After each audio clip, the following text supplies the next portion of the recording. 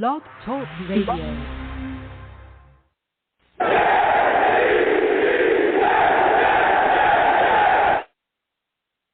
What's going on, folks? It's your boy Long Beach Joe, and we are back at it, okay? We're back at it, and we are talking Jets today. So much to discuss. The New York Jets have made a signing. Also, we're going to break down this wide receiver core, man, and just talk about, are the Jets better at wide receiver? Do we have what everyone, is hoping that we would have going into the offseason? Are we happy with what we have? Does Zach Wilson have enough weapons to truly succeed as the New York Jets' new quarterback? So we got a lot to discuss. We're going to get right into it. But before we get into it, listen, I'm the man of the people. I'm here for the people. Let me shamelessly promote my Facebook page. Everyone go on Facebook, search The Long Beach Joe Show. Like that page. My content's up there. Go ahead and give it a listen. Message me. I'll message you right back. I love going back and forth with folks about this football team. Also, leave me some feedback. I love hearing about what you folks think I do here on The Long Beach Joe Show.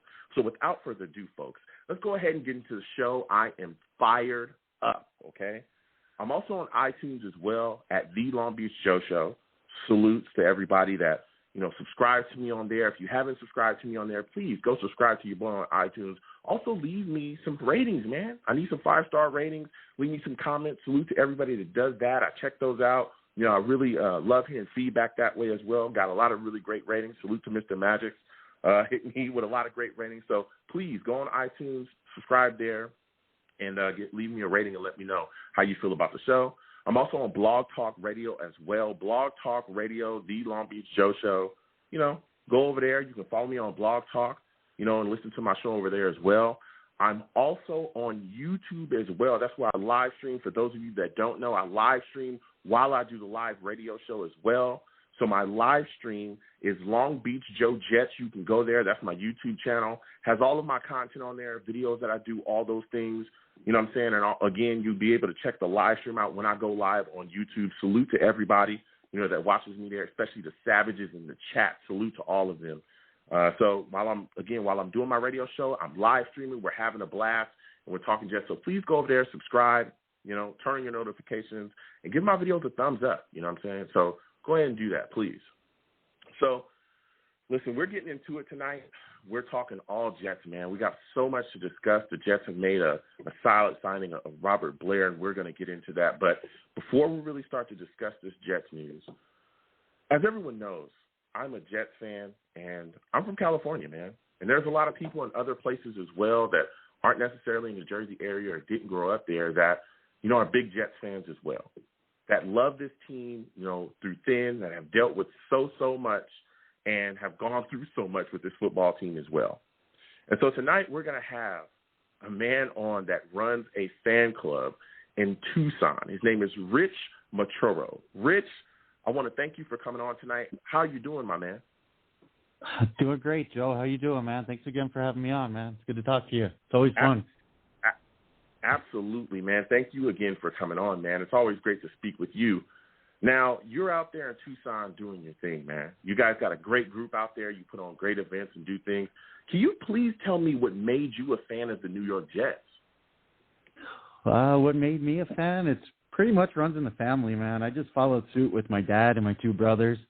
And, every Sunday morning, man, we were spoiled having the Jet games on, and whether it was NBC or whatever they were on back then. That's all it was, man. Jets. And I don't know if I had a choice, man. I think it was just you're a Jet fan. It was Jets or nothing, huh? That's how it worked in your house. Oh yeah, you know it. Yeah. So. I hear it, Rich. There's a lot of people that said the exact same thing. That look at the situation and go, hey, look, I was going to be a Jets fan, and that was the end of the discussion. My family was not going to have it any other way, and that's how things worked out. Yeah, so, but the point is, the point is you in green now, and that's what you love, and we're having a great time. Now, Rich, you talked about you being a Jets fan. Your family was instrumental in that, but how did your fan club come about, man?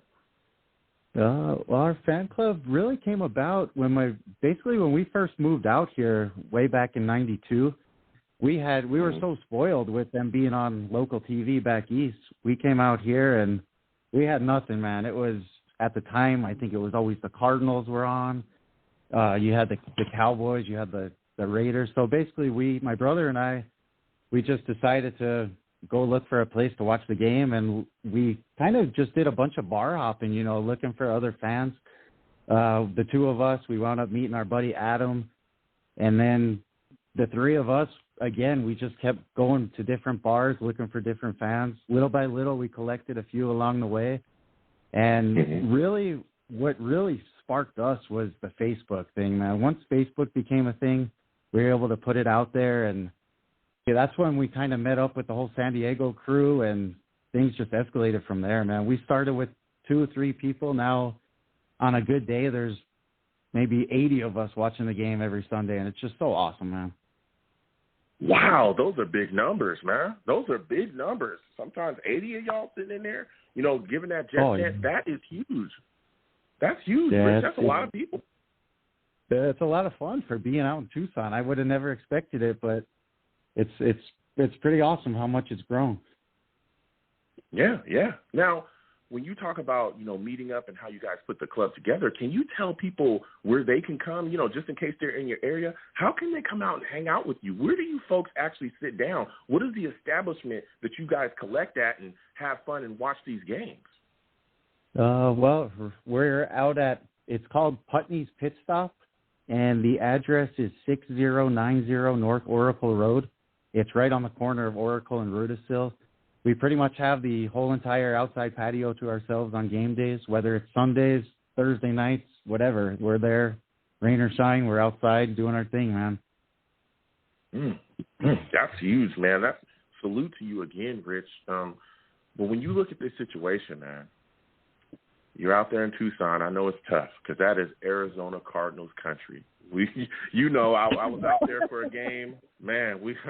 I went out there for a Jets game, and we played the Cardinals. And this was when we had Fitz at the time. And, boy, was that a miserable experience. That was miserable. I know you remember that, Rich. That was a miserable experience, man. You know, we got the brakes beat off of us, you know. But, I mean, everything else was beautiful. The food was great. Everything was good. But, you know, there was a Jets chant led all the way down the street to the stadium. But once we got in there, we were quickly reminded that, you know, this is Cardinals country, and we don't, you know, let any of that slide. And the Cardinals destroyed us, and you know, the Jets kind of self-imploded as well. It was horrific. But what is it like being what is it like being a Jets fan in your local area, Rich? Because we see red and Cardinal everywhere around there. Everywhere we went, there was a Cardinal head letting you know what time it was. So what is it like being a fan in your area, man? You know what? I got to say, we're where we're at, there's some Cardinal fans, but we're surrounded by a lot of Cowboys, Raiders, and Steelers fans as well. But I'll tell you what, though, being a fan of the Jets, we get so much praise from all these other fans just because of the loyalty that we're showing week in and week out. I mean, you know, it's tough being a fan of this team, but just the fact that we're always there representing, you know, we putting up 10 points, putting up no points. We're there. So, man, yeah, I remember that game. I don't remember what we scored, but it was horrific. That was bad, Rich. That was real. The alcohol was flowing. I'm sure that helped you, Rich. I'm sure. Oh yeah. You know, you had a couple, and you know, just let it slide. You know, let it move on. That's the best way. I'll tell you what, they were out there playing like they were. You know, it was crazy, man. It was absolutely crazy. I remember that game. It was so crazy and miserable to be there. But like you said, Rich, you know, you're out there toting your green and getting the respect there. Now, moving on from the past, because I'm ready to move on from that game, I want to talk to you about this current football team, man, because there's a lot of excitement surrounding it. You know, we've got new players in the building. We've had a draft as well, free agency we attacked. And I want to get your thoughts on this. How do you feel about this New York Jets football team rolling into this season? Like you said, man, there is a lot of excitement. I got to admit, I'm very excited about our quarterback. I want to see what he can do. But before I want to ask you a question, actually, about the draft. how will you? What are your thoughts on us not getting Trevor Lawrence? Your thoughts on how a lot of people wanted us to tank, a lot of people wanted us to lose just so we can get him. I caught a lot of slack for wanting to win last year, and I think if you're a fan of this team, I didn't want to lose. I wanted to win. I don't care if we had 1 win, 2 wins. If it cost us Trevor Lawrence, I really don't care, because if you're a true fan of this team, you know what? You want to see a team win. You don't want to see them lose. So I just wanted to get your thoughts on that. You know, this is a great question, Rich. Let me tell you, you were not the only one getting flack, my man. I was as well. I was one of the only people, only Jets fans that was out there that was like, hey, look, I don't want to see the team lose every single week. I want them to go out there, put their best foot forward. If they win, wonderful. If they don't, hey, it is what it is. But I wasn't, pulling for my team to lose every single week. And my main reason was, there's other quarterbacks. If we take a quarterback, again, I was a big Sam supporter. I was a guy also saying during the year that we should keep him and try to, trade down, get more capital and build around him, because we never built around him properly, right? So I was saying that as well. And I also said that, hey, even if we miss out on Trevor Lawrence, there's other guys. And, you know what I'm saying? It is what it is. We can move forward, coach up another guy behind him. And I caught flack, too. I was told I was stupid. I was told that Trevor Lawrence was the only quarterback in the draft that mattered. You remember that, Rich? Yeah. I remember it really well. Oh, yeah. He's the only quarterback in the draft that matters. He's the only one that's ever going to be able to do anything. Joe, you're crazy. None of these other quarterbacks are good. They're all trash. That's what I was told, right? Yep. Yeah. Lo and behold, we missed out on Trevor Lawrence, because we won those games. And then out of nowhere, the Zach Wilson fire starts, and it's just raging. I'm talking raging. Oh, yeah. And all of a sudden, Rich, everything that was told to me was all forgotten, and everybody loves Zach Wilson, and we take Zach. I had no issues passing on.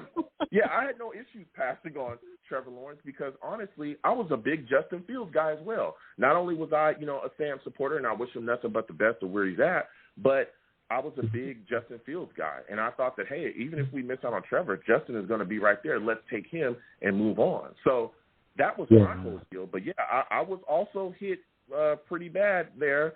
With the Trevor not, necessarily caring whether we get Trevor or not. I was bashed too there, Rich. But my question that was a great question. But how are you feeling about us now with Zach Wilson? Are you good? Do you think that he'll be able to have success early in his career here with what we have? I do. You know what? I'm always going to stay positive. And to start with Becton and Vera Tucker on that left side, I think that's great for him. He's going to have a lot of protection. I like the receiving core. I like the Corey Davis pickup. Mims is our guy, man, going downfield. Crowder over the middle. I love it. I mean, I'm staying positive, and I'm telling you, this team's going to be good.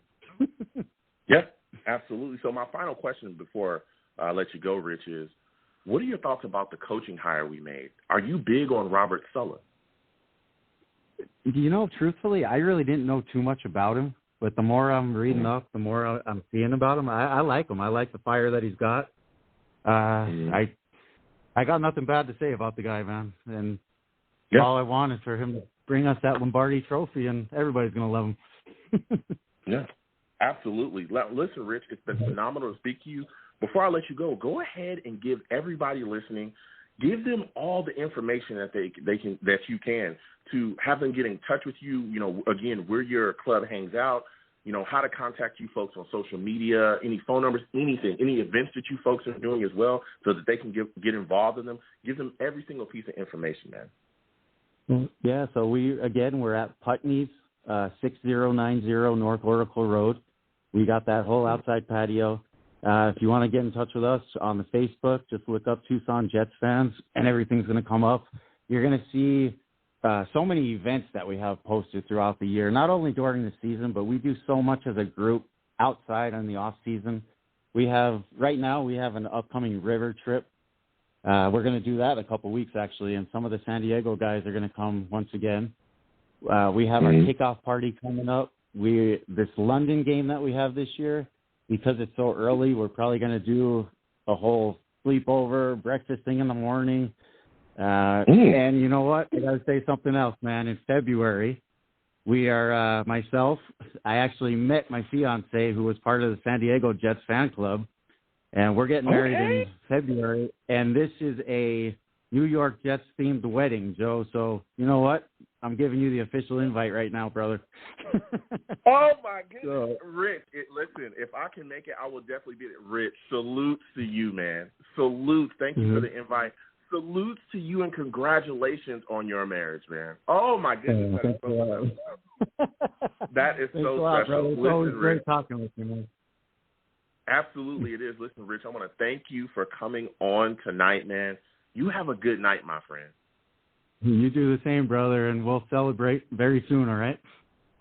Absolutely. You have a good one, all right? All right, you take care, huh? All right. Listen, Rich calling in.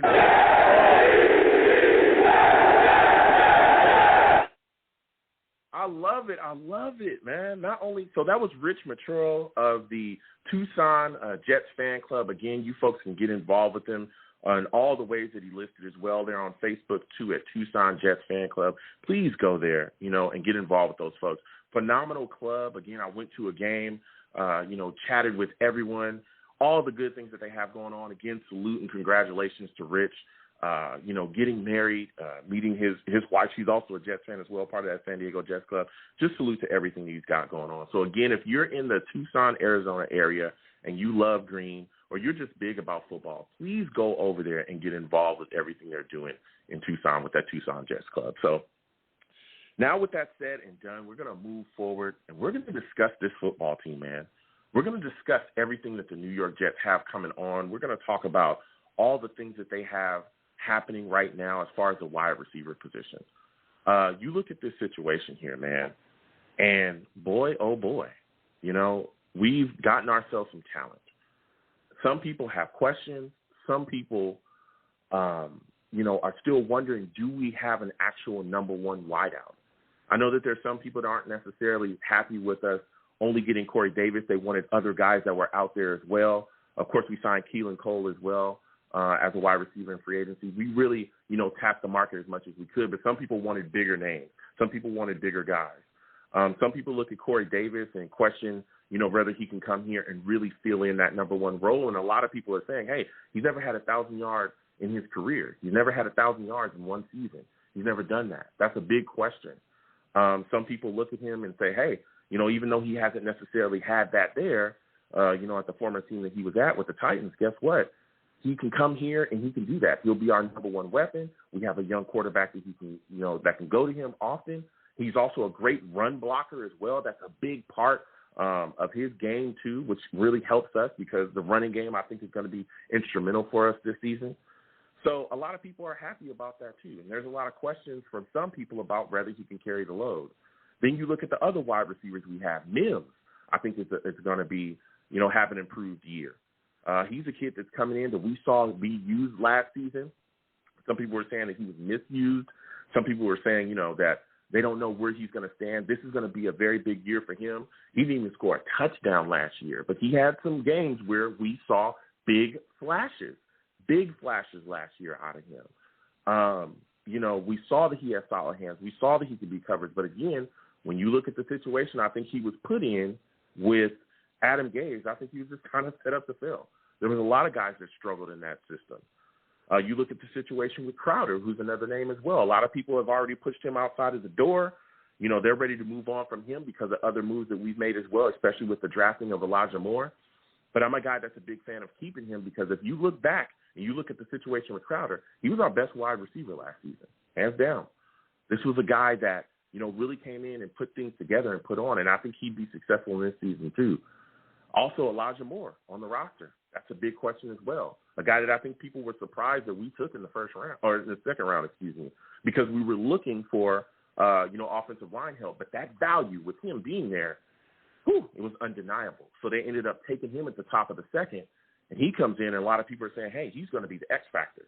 He's going to be the guy that Zach Wilson is probably going to be very fond of getting the ball to. We're also seeing them already build a rapport off the field as well. We've seen them basically, really be paired together in a lot of pictures. They're going on a lot of outings together, really building that chemistry between each other to become, not just connected on the field, but connected off the field. So, and this is a guy that has extreme athletic ability, extreme. There was a lot of people that were extremely,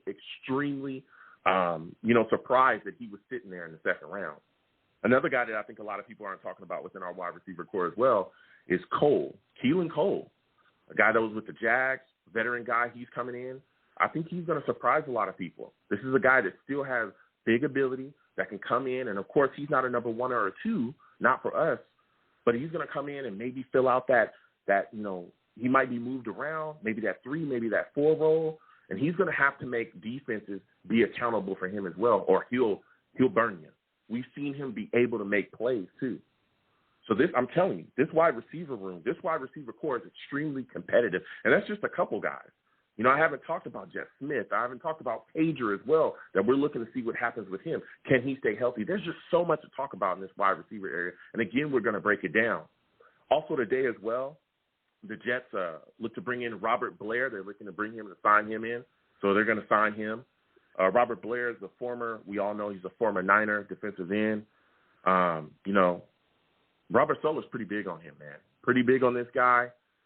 He was on the PUP a little while ago for the Niners. I think he missed last year. He had a knee surgery, and he tore his ACL, I think, in 2019. But when this guy's on the field, he's a guy that can push the pocket.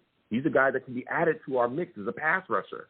Another guy that's going to be in that fold. Another guy that we can move around within that, rotation that's going to be able to come in and get after guys. So I'm excited to hear about him as well. The depth is there. I want to talk to you folks about that too. Again, call in, folks. We're going to get to these lines really quickly. 929-929, all right? That's the number here. It's 515-602-9639. Again, 515-602-9639. Call in, folks. Call in. We are talking Jets. We are talking wide receivers. We're talking about the team, man, and we're going to get into it. Again, 515-602-9639, 515-602-9639. Call in, and we're getting to it. So we're going to get to these lines, all right? First guy I'm going to, Big Green. This is my guy, Big Green, here on the line. Big Green, mind your background. Is this Big Green? Yes. Oh. What's going on, Big Green? How's it going, man? Oh, good. By the way, right. Happy Memorial Day to you. Yeah, thank you so much. Yeah, it's all right. Salute to everybody as well. Happy Memorial Day to everybody. I hope you had good times with your friends and family out there. But listen, Big Green, I want to get into it, man. When you look at this situation and our wide receiver core, do you think we'll have a wide receiver break 1,000 yards this year? No, I don't think we'll have a wide receiver make 1,000 yards, but I think it's going to be more like he's just going to diversify. He's going to put the ball all over the place. Well, we wish Sam Darnold did, but he's going to spread it out, and we're not going to have a 1,000-yard rusher either. I believe Ty Johnson and Michael Carter will be the leading backs. Okay. So when you look at this situation here, when you're saying not a 1,000-yard receiver, what receiver within this receiving core do you think will have the most yards, and why? Mims. Denzel Mims.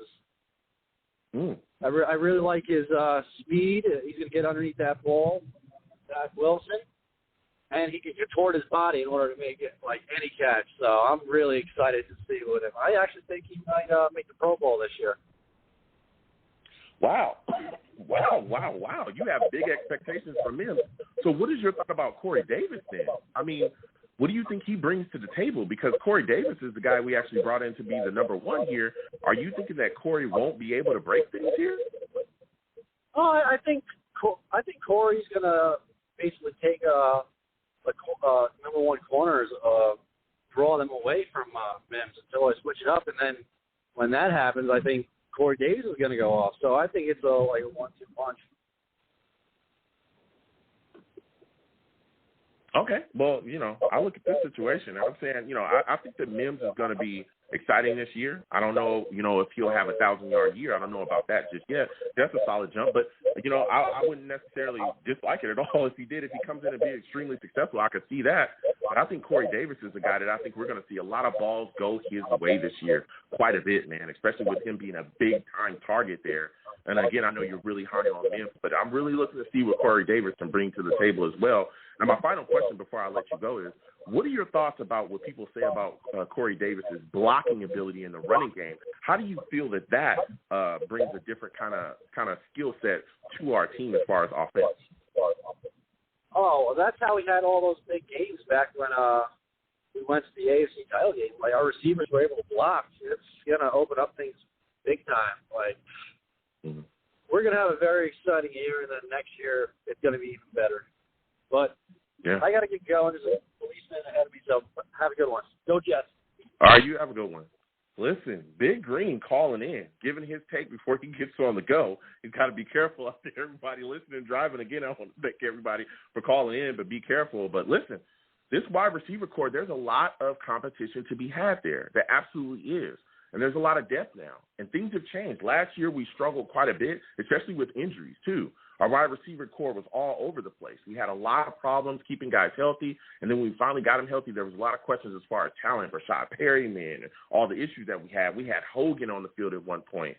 And the reason why I want to talk about, again, this wide receiver core tonight is because the last wide receiver that the New York Jets had that had 1,000 yards in a season, it was Brandon Marshall. That was 2015. That's a long-ass time ago, man. That was a long-ass time ago, all right? That was a long time ago, okay? I mean, we haven't had anybody be able to step into that role and really be kind of a go-to guy for us and provide our quarterback with something that, is a consistent weapon. We've had really bad offenses since then as well. So we'll see what's going to happen, man. We'll continue with these lines. Again, 515-602-9639, 515-602-9639. Call in. I want to talk to everyone tonight about the New York Jets and everything that they got going. Next, I'm coming to 848. I think it's my guy, Anthony. I'm coming to my guy, Anthony, right now. Anthony, salutes to you. I want to thank you for calling in tonight. Anthony, give me your thoughts. Who do you think has the most catches in our wide receiver group this year? What's up, Joe? Hope you're doing well. So obviously this is a really talented wide receiver group. You got Corey Davis, Denzel Mims, James Crowder, Elijah Moore. But if I can see anyone having the most catches, I seriously think it's going to be Corey Davis because I just think, he's actually going to get a bigger chance here than he did in Tennessee. Obviously, the Marcus Mariota situation was really weird, and even with Tannehill, he didn't get too many receptions. Last year, he had 65 receptions for 984 yards. He almost got 1,000 yards, and he didn't even get the ball that much. I really think that we're going to target him the most. This is a guy I really liked coming out of free agency. I had a feeling the Jets were going to sign a guy. This just makes sense. I really like his game. Like you said, he's good at blocking, and the good thing is we're going to pair him up with Mims at blocking. And I just think we're going to target him a lot this year. I just have a really gut feeling we're just going to see him get the most targets this season. Yeah, and you touched on his run blocking, man. What do you think that brings to this offense, and how do you think it benefits the New York Jets coming into this season with, all the things that we have going into the running game? I think it's really going to help, man. He's going to be able to give guys enough room to run. This guy's like Corey Davis. He's a big guy, dude. 6'3". I think he can give us. Everybody knows how good he is at blocking. And the thing is, you're pairing up with Miz, man. I think that's really, really good, man. Two big guys. I think it's really going to help us out a lot. Yeah, and that's a great take, Anthony. You brought up Mims. That's where I was going to go with you next.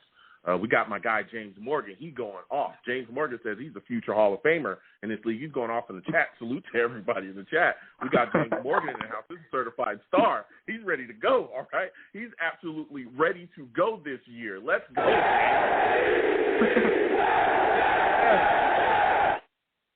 James in the chat letting us know, but you brought up Mims, man, and a lot of people have big expectations for him this year. Yep. Do you think that Mims will be healthy Do you think he'll be healthy this full season? Because last year he had an issue there. Could you see him being healthy this full year?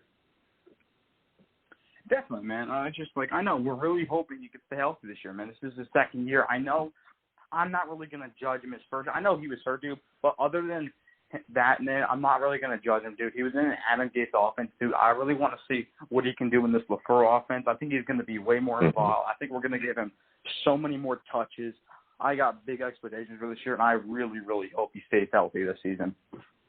Yeah. How many TDs do you think he catches? Because he didn't have any last year. How many times do you think he gets in the end zone receiving this year?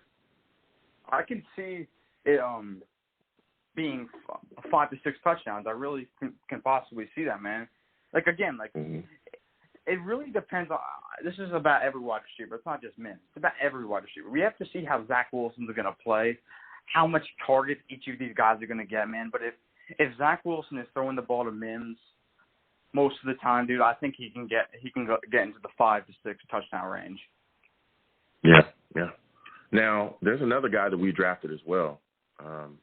This guy, Elijah Moore. A lot of people are over the moon about him and what he'll bring to the table. What do you think his role is going to be within this offense, man?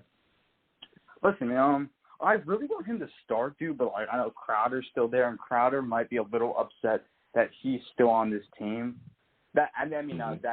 We drafted a slot with wide receiver just like Crowder, so maybe Crowder already knows that his time in New York might be coming to an end really, really soon. But listen, so you're ready to move on from Crowder? Listen, man, I just really just want to see Elijah Moore just get way more. I just want him to get more snaps than Crowder. Like, I don't think Crowder's going to be here that much longer. I think maybe he'll last another year here. But I just you want to see him and Zach Wilson grow with each other, man. These are two talented players, dude. And, I really just want to see this chemistry because you can tell already they're building chemistry. They're going out to dinner and stuff like that. I feel like they're trying to do their best to build their chemistry together. So, yeah. Look, I hear you there, man. So my final question, and again, you're bringing the fire, Anthony. You're bringing the absolute fire so far. What are your thoughts about Robert Blair and the signing? What do you think he brings to the table for the New York Jets defense? So I think he's going to be a rotational guy. I know he's really familiar with Robert Saleh. He hasn't played in about 2 years, and I really like him, man. I think he's pretty solid. But I don't think he's gonna, like I said, he's gonna be rotating with the guys out there, and you could tell Robert Saleh. This is one of Robert Saleh's guys that he really, really likes, man. If you saw what he said about him this morning, you would have. It's cool, man. It's just, I think this is just depth, to be honest. It's obviously not a big signing, but I just think this is going to be we're going to rotate him a lot. He's depth, in my opinion, but I pretty much like it. I'm fine with it. Yeah. Look, Anthony, I respect your takes, man. You absolutely brought it tonight. Audience, give this man a hand, man. Give him a hand. I like his take.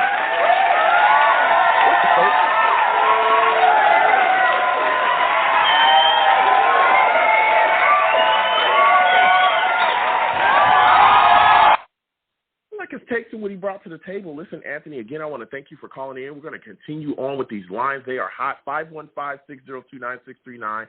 515-602-9639. Call in. We're taking all callers. We're getting to these lines. Next, I'm going to my guy, E. We're coming directly to you, E. First off, I want to thank you for calling in tonight, E.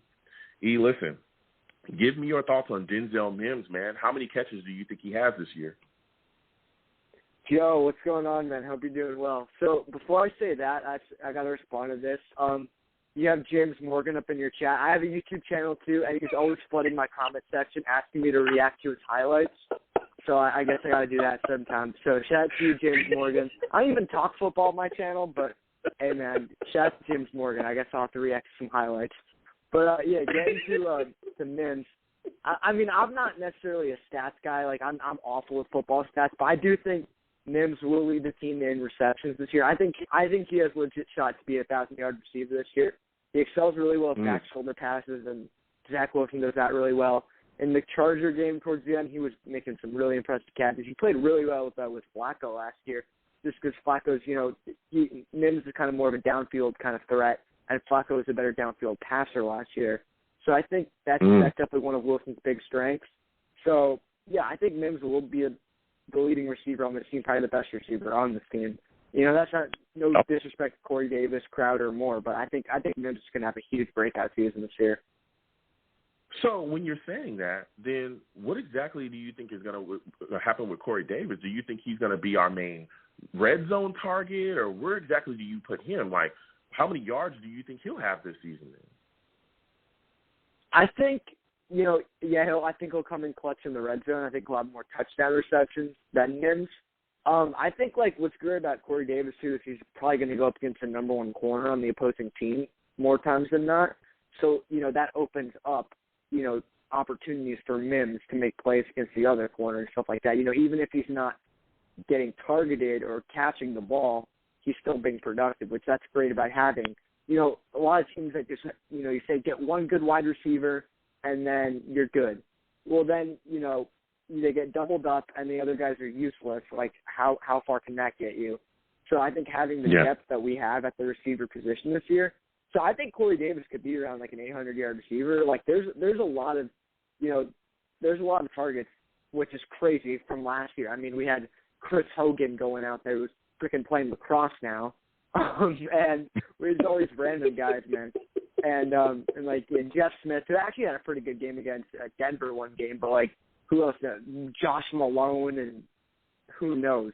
Lawrence Kaiser. Yeah. So, I mean, we actually have legitimate talent, and also the depth at receiver this year is ridiculous. I mean, Crowder/Moore is on 4 with Keelan Cole as the 5. I mean, all the reports came out from OTAs the other day of Zach throwing some sweet passes to Keelan Cole. You're like, oh shoot, I forgot we have him too. And injuries are going to happen. It's football, especially at the receiver position. You're going to get hit a bunch, and there's going to be injuries. It sucks to say it, but it's going to happen.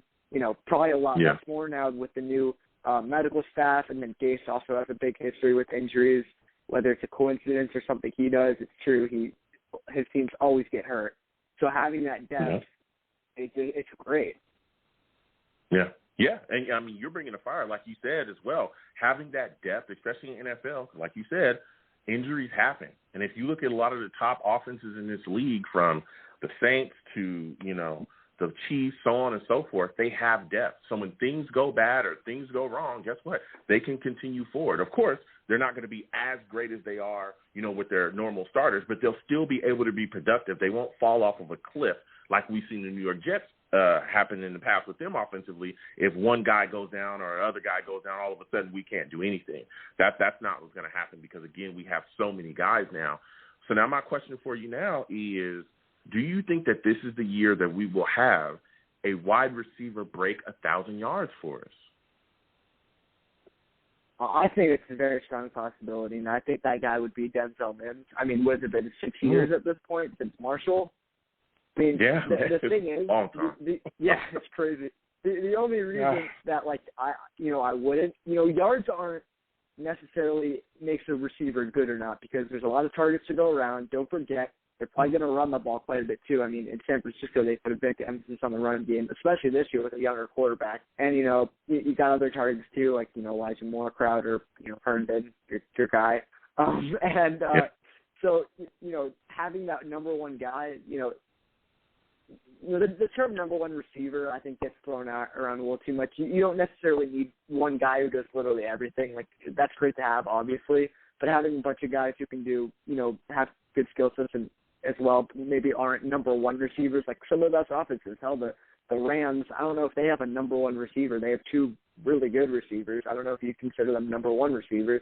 And that's kind of what I like what we're doing here. We're going to spread the football around, and I'm really looking forward to it. Yeah. Look, I hear you, man. I'm looking forward to spreading the ball around, like you said as well, because we have so many guys with ability. You know what I'm saying? And that's what I'm excited about as well. Now, listen, I want you to give me the wide receiver that you feel like is being talked about the least, but can definitely have a big-time impact coming into next season. Yeah, Jameson Crowder. People forget this guy exists. Oh, let's cut him. No. Jameson Crowder's great. I mean, he's great as a great security blanket. You know, Darnold really relied on him, you know, to get open, especially, you know, during scramble drills and stuff like that. I think, you know, he's really good underneath. And, you know, you can have multiple smaller guys on the field at a time. I mean, the Chiefs do it all the time. You can have, you know, like I said, multiple guys who aren't, you know, 6'2" on the field. So you can have Moore and Crowder on the field at the same time. You could put Moore in the backfield and have Crowder on the field. Like, people are, like, forgetting this guy exists. You know, I get it. Yeah, it's going to be his last year with the Jets most likely, but he's still a great player. You know, like, seriously, man. Yeah, absolutely. Listen, my final question for you, E, before I let you go, you're bringing the fire right now, is what are your thoughts about the signing of Robert Blair? What do you think he brings to the table for the New York Jets? You know, I'm not too familiar with him, but what he does bring is depth to the edge group, which it really needs. And he's a Robert Saleh guy. We all kind of expected, you know, more former 49ers to come in this year. That didn't really happen, but, you know, he's going to help, you know, implement the culture, the system, all that. You know, he's depth. The fact that we went from having guys like, you know, Jordan Jenkins, Terrell Basham, and, you know, no disrespect to them, they're not necessarily starting edge players. To have this guy as, you know, more of a depth guy with, you know, Lawson, JFM, Curry, higher on the depth chart, you need bodies. And so, yeah, I mean, I'm not too familiar with him. I know he didn't play last year because of an injury, but I guess, we'll have to wait and see. Yeah, absolutely. Listen, E, this was a heck of a call from you, man. Give him a hand.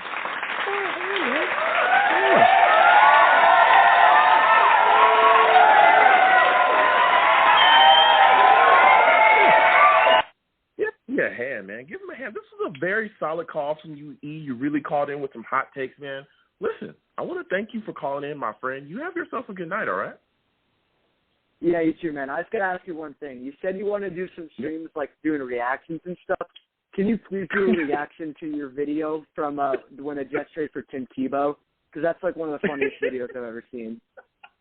Yeah, listen, everybody, you know, that's listening to your own Blog Talk or iTunes, you listen to the show. Also, you know, again, we stream all kinds of things over here, gaming, we'll do reaction. Yeah, I'll look into that, E. I'll definitely, I know that. You might have to censor it, though. You were cursing a lot in that video. Yeah. That was, you know, I was a young guy. I was very upset. You know, I was young. I was very upset. Wasn't happy about that. But, yeah, salute to you, E, for going back into, you know what I'm saying, going back into the past and checking that out. That is definitely, you know, some historical stuff for me on my channel. But listen, I got to keep going. These lines is burning. Salute to you, man. You have yourself a good night. Yeah, bro. Have a good night, man. All right. Listen, E calling in with the fire. We're going to continue to go to these lines. Again, 515-602-9639, 515-602-9639. Call in. You know, be patient. The lines are cooking right now. We're going to get to everybody. Next, I'm going to my guy, 845. I'm coming directly to you. I want you to give me your thoughts on this New York Jets wide receiver core, and do you think we'll finally have a wide receiver break 1,000 yards for us this season? What's up, Joe? Pleasure to be on the show. I love what the Jets have done with the wide receiver core. I just take a step and just take a moment to just, you know, mourn last year's wide receiver group and appreciate the night and day difference between, like, the depth that we have first and foremost. But I think that when it comes down to getting a 1,000-yard receiver, it's possible.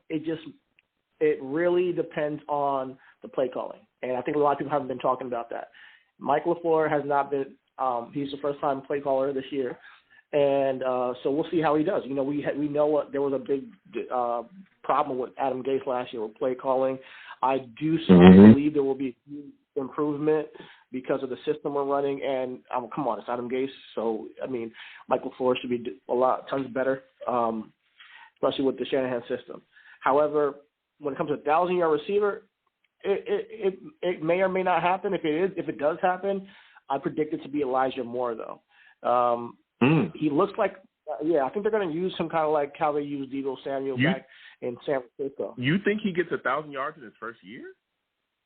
I think it's possible because I think that he's going to be the guy they use for. He's going to be a playmaker. They're going to put the ball in his hand and just say go. So he'll be on, you know, handoffs, screens. I think that he's a guy they see as being a game breaker. I do think there's potential that he could break out in his rookie season, especially if him and Zach have that chemistry. And if the system, how they use Deebo Samuel in San Francisco, I think he's going to be the same kind of player. So it's just about a matter of getting the balls in his hands and see what he can work with it. Okay. Yeah. Look, I think it's going to be tough, especially if you're talking about him coming in and having 1,000 yards. I think, to me, in my opinion, I think it's more likely for Corey Davis or Mims to have 1,000 yards. But if Elijah does, that'd be phenomenal as well. And that leads me to my next question for you. When you look at Corey Davis, this is a guy that, he's phenomenal wideout. There's a lot of people questioning if he is a legit number one, though, for us. I want you to give me your thoughts on him. And do you think he'll be our big red zone target? Yeah, definitely red zone. Him and Mims will be big red zone targets. And if Christopher Herndon pops off this year, he bounces back, he'll be a red zone target. But when it comes to Corey Davis specifically, he reminds me of when we signed Braylon Edwards, like back in 2010. And if he's healthy, he can put up 1,000 yards too. Like if he's healthy, yeah. If he plays every single game, there's no reason why Corey Davis can't be the leading receiver on this team.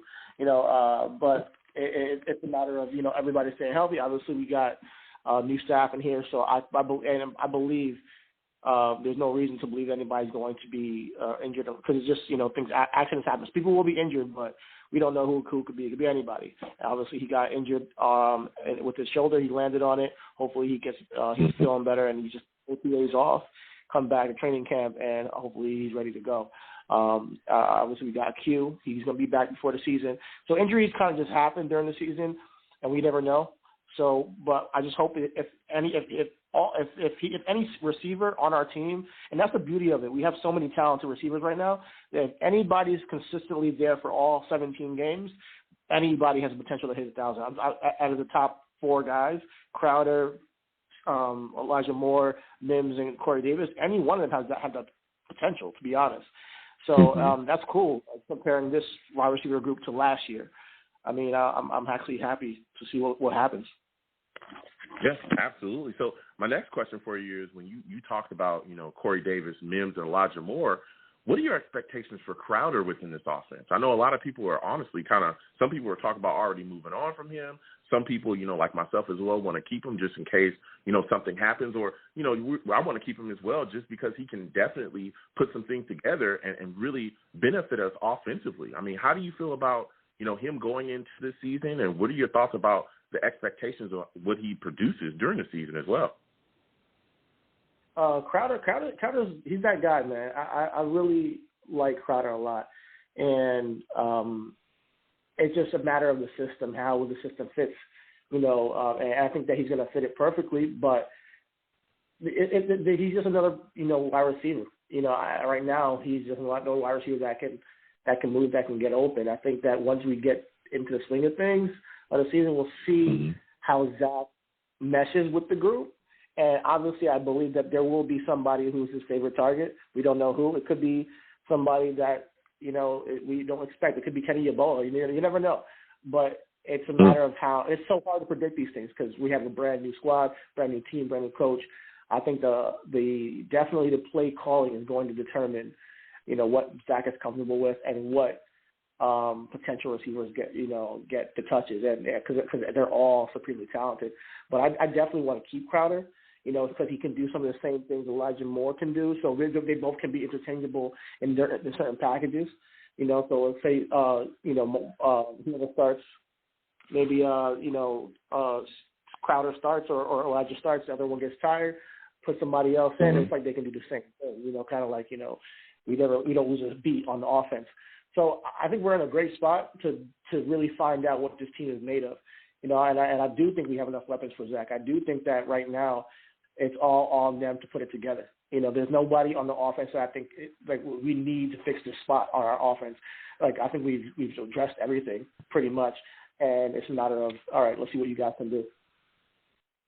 Yeah, that's a great take there. And my next question for you is, and my final question for you is, what veteran players on this team are currently in danger of losing their starting spots to a young player? Ooh. That's a good question, bro. That's a good question. In danger, Let's go. we just talked about Jamison Crowder, so we'll see how they use him. And he's definitely the veteran I would go to first. But other than that, we got a lot of DBs. We got a lot of DBs. Yeah. So yeah. I think that homie Blesson got to look out. I mean, yeah, he's about to lose his job. I don't want to call for anybody's job to be lost on this job. I love Blesson, I really do. Blesson, like he just needs a little bit more, something extra. I don't know what it is. He's not terrible, but he might not be starting potential at this point in his career. Unfortunately, on this squad, I want to see some of the rookies get a shot. If they can ball out, then Blesson by week whatever might not be starting, or if he might be starting depending on how they go with the starting roster, after training camp. Who knows? Yeah. Look, listen, you had a call, okay? I threw, a little something at you to see. I always like hearing your take, but you had a call. Give him a hand, Aubrey. Give him a hand, okay?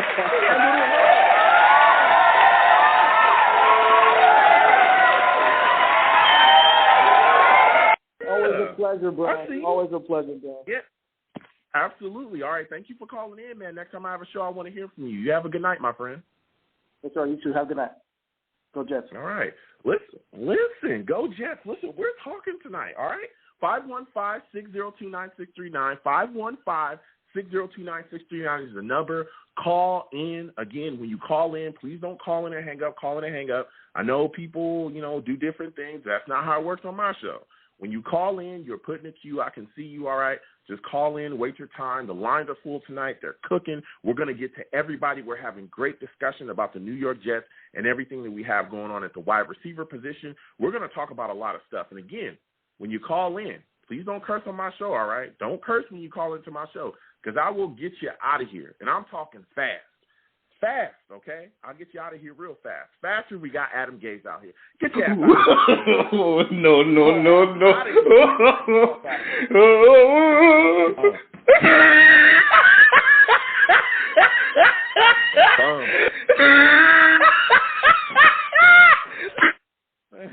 That guy Gase was a bum. I am so glad that he is gone. Why? Because now we can see what we actually have offensively. All right? So I'm happy about that. Again, 515-602-9639.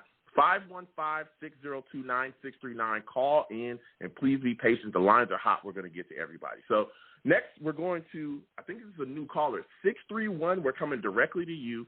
631, give me your name, where you're from, and give me your thoughts about this New York Jets wide receiver core. Do you think we have a wide receiver on this current roster that will be able to break 1,000 yards this upcoming season? Who, man? 631? Rusty Spooner. What's up, Joe? Rusty.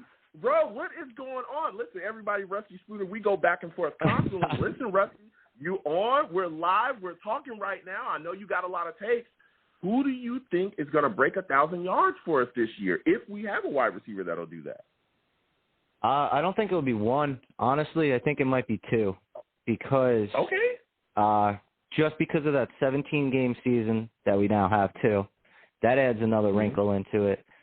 But with Mims and Davis, I love Mims. Mims is my man, especially his younger brother, too, Mims Jr. And I think he's a Sooner. He's killing it. Kid is crazy good. But they do basically 85 yards each, and they're healthy for a 17-game season. That's a total of, like 170 yards on Zach's side. That's a doable thing, and that'll put you at like 1,000, 1,100 around there. So it's quite doable. Saying, and then go ahead. I'm sorry, I don't mean to break up your take. So the two wide receivers that you're saying is Mims and who else? Davis, Corey. Okay. Yeah. Okay. Corey is. I like him, man. He's got hands too. It's I hope his shoulder's all good. And then speaking of hands too, Mims is ridiculous. That kid is insane. I remember watching him at Baylor too. He was hurt too, making all that stuff. Yeah. So he's dedicated. you bring up great points there, Rusty. I mean, we saw flashes from Mims last season. He was the guy that came on, even when, you know, we were dealing with Adam Gase and that nonsense.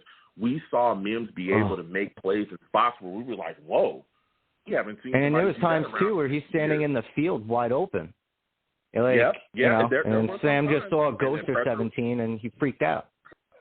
Yeah, there was pressure there, and he would take off and, you know, all kinds of things. Yeah, but I could see that there. Now, going to Corey Davis, because it's interesting. You brought up you think he's going to surpass 1,000 yards this season for us, which would be the first time that he would do it in his, you know, NFL career, which I would love to see. How many touchdowns do you think he scores, man, though? Because I think he's going to be our big red zone target simply because of his size and everything that he brings to the table when that field would get shortened. Do you believe that to be so as well? I think he can get like 11 to around 13, and Mims probably around the same, because they'll play off of each other. Because somebody will say, you know, Corey have a crazy good game. So then they'll put their best guy on Corey for that. Mims will blow up. Be like, oh, shit. Oh, I'm sorry about cursing. He'll be like, shoot. Watch it language. You know, I'm sorry. I did, my bad. Yeah. And he'll be like, oh, shoot, you know, then they'll cover Mims.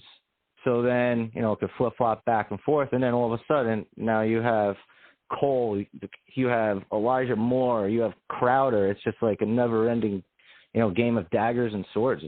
It's unbelievable. We actually went from zero depth to like, oh my God, you know, you're running around with this like huge, you know, it's like, what do we do with it? It's awesome, you know? Yeah. It's pretty crazy, good situation to be in. Yeah, it's a good problem to have. That's what I love as well. Because, again, we saw what we saw last season where there was just big-time issues. We couldn't get a guy you know, to stay healthy for a long time. There were so many guys missing. And then when we finally got him back, we were still at times being like, man, we really don't have the talent. You know, not only do we not have the we were running the old folks home. Enough.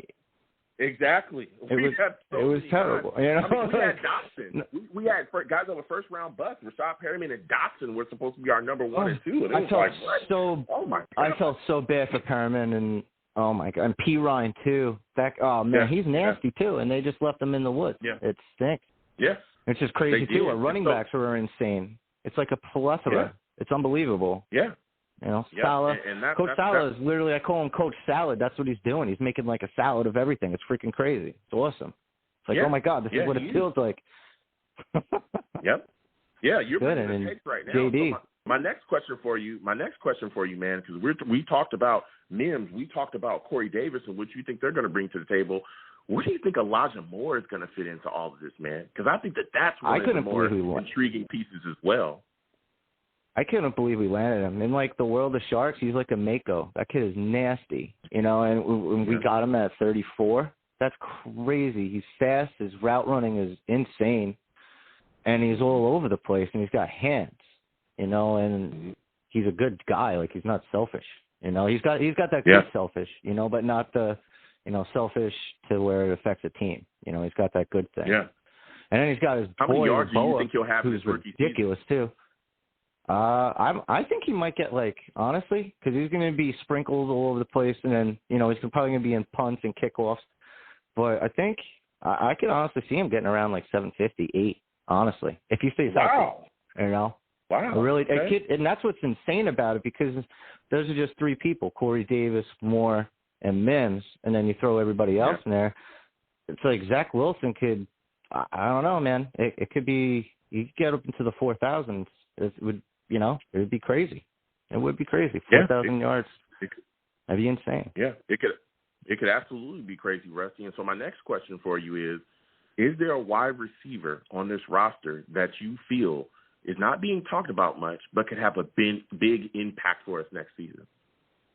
Coles, it was the kid from Jacksonville, right? That's his last name, Coleman? Yeah, Keelan Cole. Keelan Cole.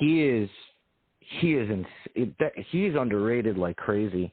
And like he just goes and he's got hands and he dives for the ball too. He's got good character. Like he cares. You don't see a lot of people diving too much in the NFL these days. But he goes and gets it. And then you throw it up, he runs underneath that thing and he's gone. So he's like that streaky, like he gets forget about on an island and all of a sudden he's killing you. Like, whoa. Now we got to account for this guy. It's going to cause the NFL some problems, and it's good for us. You know, it's about time. All gas, no grease, you know, so it's great. Oh, yes, those games. That's what I'm talking about, man. That's what I am great. all about. I'm so glad we got rid of that.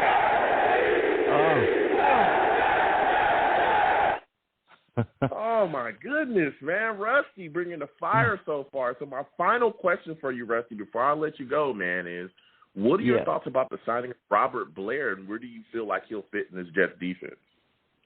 I like him because, I mean, he's played like 47 games. He's averaging like 13 or 14 sacks out of those, collectively, and he's got rushes. So he's like Lawson in a way. But, not Lawson, but he could be that dude, and he just comes with, and he's a big man. Like, he's a monster. Like, he gets lost in, the shuffle of San Francisco, but he's no one to be played with, and it's good. And that's what I love about Saleh. Yeah. He's bringing, like, what I call, like, a Raptor-style defense. It's insane. It looks like a pack of Raptors just thrown out there. To everybody else, it's chaotic, but it's like an organized kill in a sense. You know what I mean? It's freaking nuts. Yeah. It's about time. Yeah. Because we have the Dean of Me, Nazoldine. He's awesome. He's going to lay the wood. I like, it's crazy. Yeah. It's awesome. About time. Yeah. It's good. Yeah. Listen, I'm loving it. Listen, Rusty, you brought the fire tonight, man. You absolutely brought the fire. Audience, give him a hand, man. Give him a hand. I like Rusty.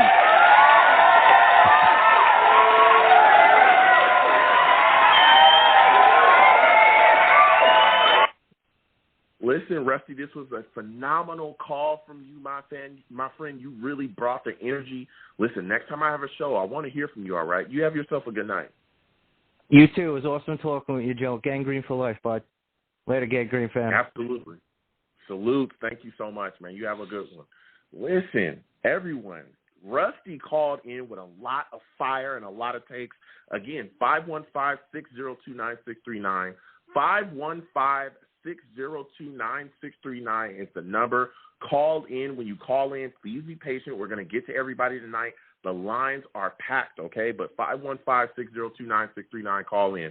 Also, wherever you're watching me from, if you're watching me, please give my stream a thumbs up. Hit that thumbs up button. Also, subscribe if you have not subscribed already. And please turn on your notifications. You know what I'm saying? Wherever you're watching me from, please give me a follow. I know I'm on multiple platforms as I stream. And salute to everybody. We're going to keep getting to these lines, though. But before we get there, I want to hit my guys in the chat. I call my chat the Savages, okay? And I call them the Savages. Why? Because they are savage. They get after everybody. It does not matter who you are. They don't care. They're coming. They're savage. Right? They do not care, man. They don't care. They'll get after you. Every single time, it does not matter. They will come for you. You know what I'm saying? So they spit a lot of fire in the chat. They say a lot of great things, and they really get after it, man. But Lindell's J in the chat, salute to Lindell. Lindell says the wide receiver squad may not have one star, but the combination may be on its way to be one of the best. That is a great take, and that's what we're hearing a lot tonight from a lot of different people as well is, even if Corey Davis doesn't break that 1,000 yards, we may have a wide receiver core as a whole that's going to be able to come in and really do things because each of them is talented. So even if he doesn't turn out to be the elite standout number one wideout, that a lot of other teams may have, our wide receiver core as a whole will be able to come in and still be extremely successful because of what they bring as a group. Because we have so many different guys that, are talented and athletically gifted and can get open and run their routes very solidly, that they'll be able to continue to produce, even though we may not have a guy like Hopkins or Michael Thomas or any of these other big-name guys out there. So that was a great take from Lindell J. Salute to him. And listen, my guy in the chat, James Morgan, all right? James Morgan is going off. He is going off in the chat, James. I just don't understand. What more do you want from me? Look, I've done nothing but support you, James Morgan. I've done nothing but support you. I did talk about bringing in a veteran backup. I have, and I still am a big fan of that. I want to see us, really attack that market because just in case, Wilson goes down, I need somebody to still be able to come in and keep us afloat, man. But James Morgan is a guy that's saying, hey, I can do it all. James Morgan in the chat says, Joe, if you need to order Joe, you need to order my jersey before all of them are sold out on the Jets team store. Look, I respect you, James. I'm sure that people are going to buy your jersey like crazy. I'm sure they're flying off the shelves, man. You know what I'm saying? You play for the Jets, but I just think we need a veteran backup. You haven't played yet, man. Last year, you sat on the sidelines all season. This year, you're coming in, you're learning a new system along with Zach Wilson. I just need a veteran guy that's been around the block once or twice. That's going to be able to help Zach go out there and show him things, coverages, all types of things. Maybe a Nick Foles, maybe a Hoyer. You know what I'm saying? Oh, well, Hoyer's gone now. He signed somewhere else. But maybe a Nick Foles, maybe a Nick Mullins, you know? Somebody like that. That's all I'm saying, James. I'm not disrespecting you. Not at all. I'm just saying, hey, you know, can we get a veteran backup? James Morgan in the chat also says, Joe, I'm going to throw for 6,000 yards this season. I don't know how you're going to do that, James. I don't know how you're going to do that. But salute and respect to you. I like your confidence, man. I truly, truly like your confidence, and I respect what you bring to the table. But I can't do it, man. I can't do it. But thank you for being in the chat, James, and we're going to continue to go back and forth.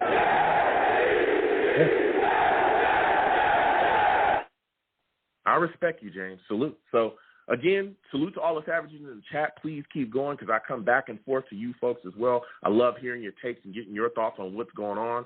So we're going to continue forward. We're going to go right back to these lines, And I'm going to my guy, Angelo, man. I think this is my guy, Angelo. Angelo is calling in, and he's calling in with fire. I usually get a lot of fire from him. Angelo, salute to you. I want to thank you for calling in tonight.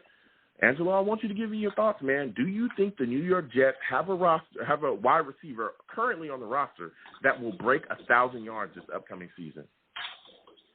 Hey, thanks for the shout-out, man. It's been a long time. Good to hear from you again. I haven't heard from you since the draft. And, yeah, you know, I think we got – you know what? I think we got a good group of receivers, and because we have a lot of good receivers – there might not be one that cracks 1,000 yards, but they all might have 800, 600, 700. I think you're going to see the ball spread out significantly. You know, I don't know if one tops 1,000. I mean, if anything, it's Corey Davis if he stays healthy. Okay. But I'll be honest, man. I'm not a big guy on Denzel Mims. I don't know, man. I have a bust feeling about him. Here's the thing. I'm not expecting much from him, but if he does produce, I will be happy. You know, but I'm kind of predicting him to stay in that number 3 receiver role.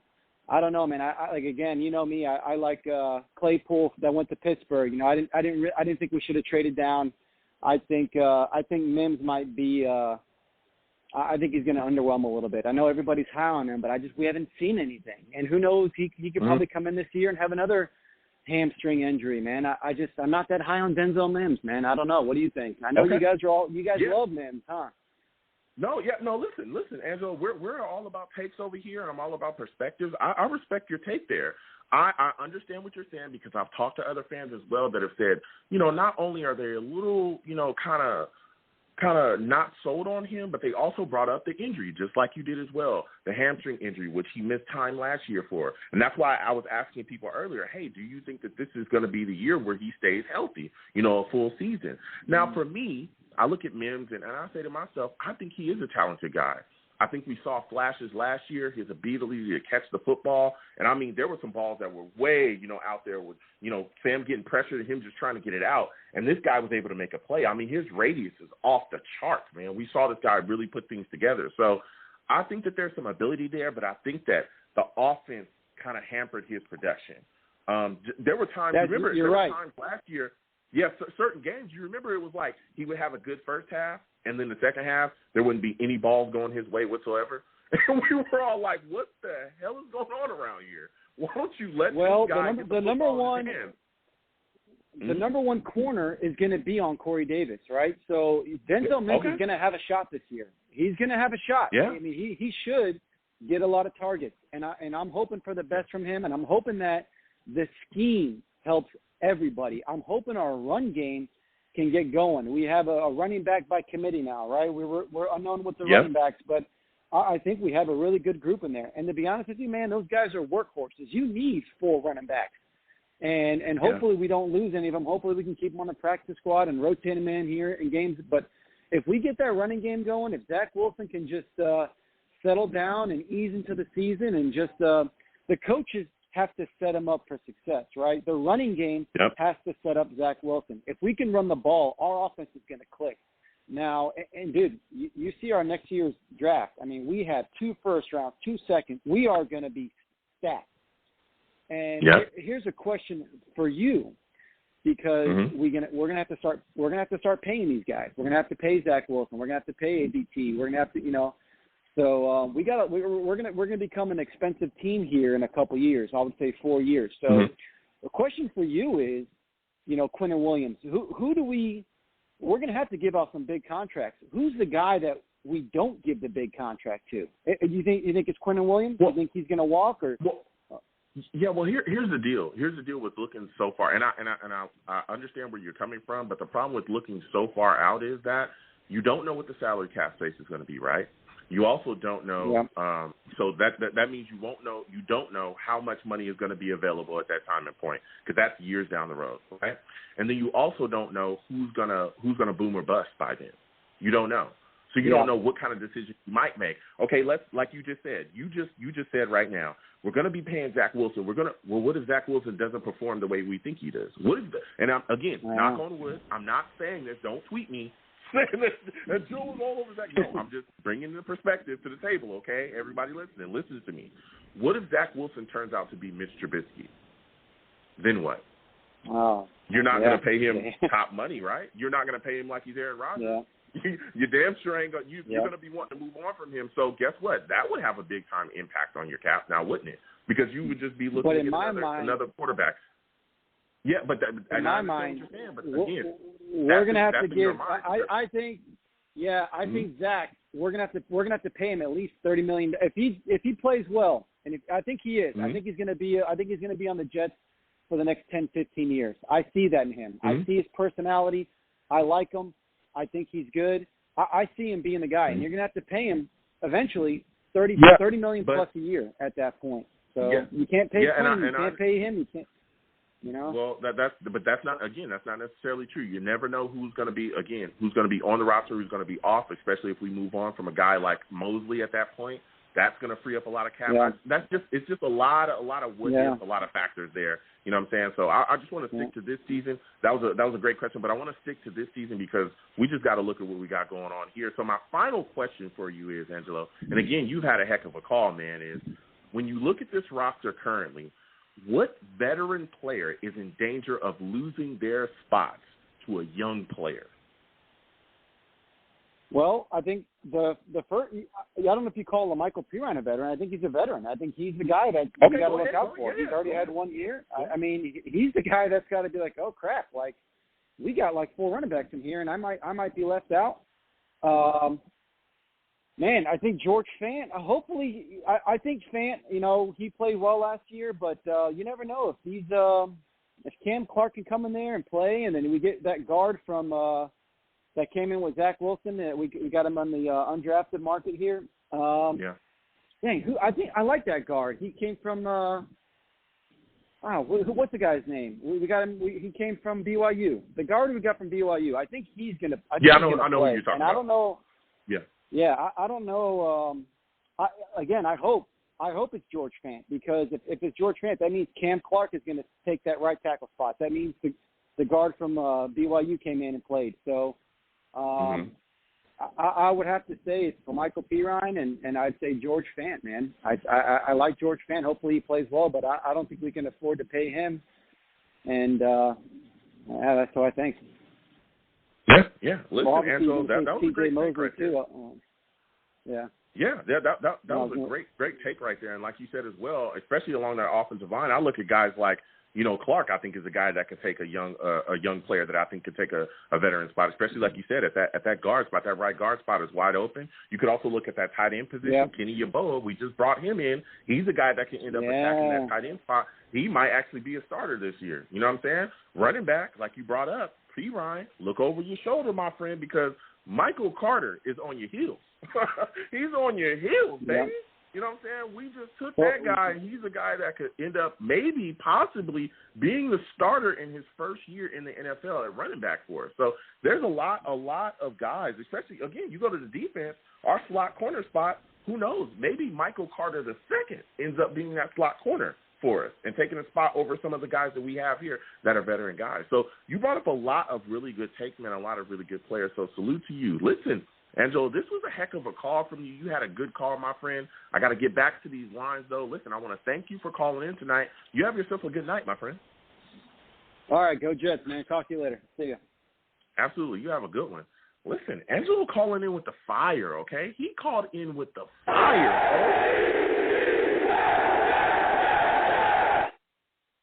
Yeah, you know, a lot of takes, man, and I know he talked a lot about this offensive line. I know he was talking about, I think the guy's name is Hodge. I think it's Tristan Hodge that he was speaking about. You know, there's a lot of factors. People are talking about this offensive line and things that could happen, man. Some people want to really attack that right tackle spot, especially with Fant being there. Some people not necessarily sold on him. There was a lot of talk, again, Angelo talking about putting Cam Clark out there at that right tackle spot. There's other guys out there as well, too. Moses as well is another guy that people are bringing up, too, that we could possibly go after. Salute to our guy in the chat, Tommy R. Tommy R says if they sign Moses, you know, maybe, you know, he's going to be able to make the move, you know. So salutes, man. We'll see what happens going forward. But I'll tell you what, this wide receiver position is extremely intriguing, man. There's so many names that could be out there. So many names out there that we're trying to figure out who's going to be the guy.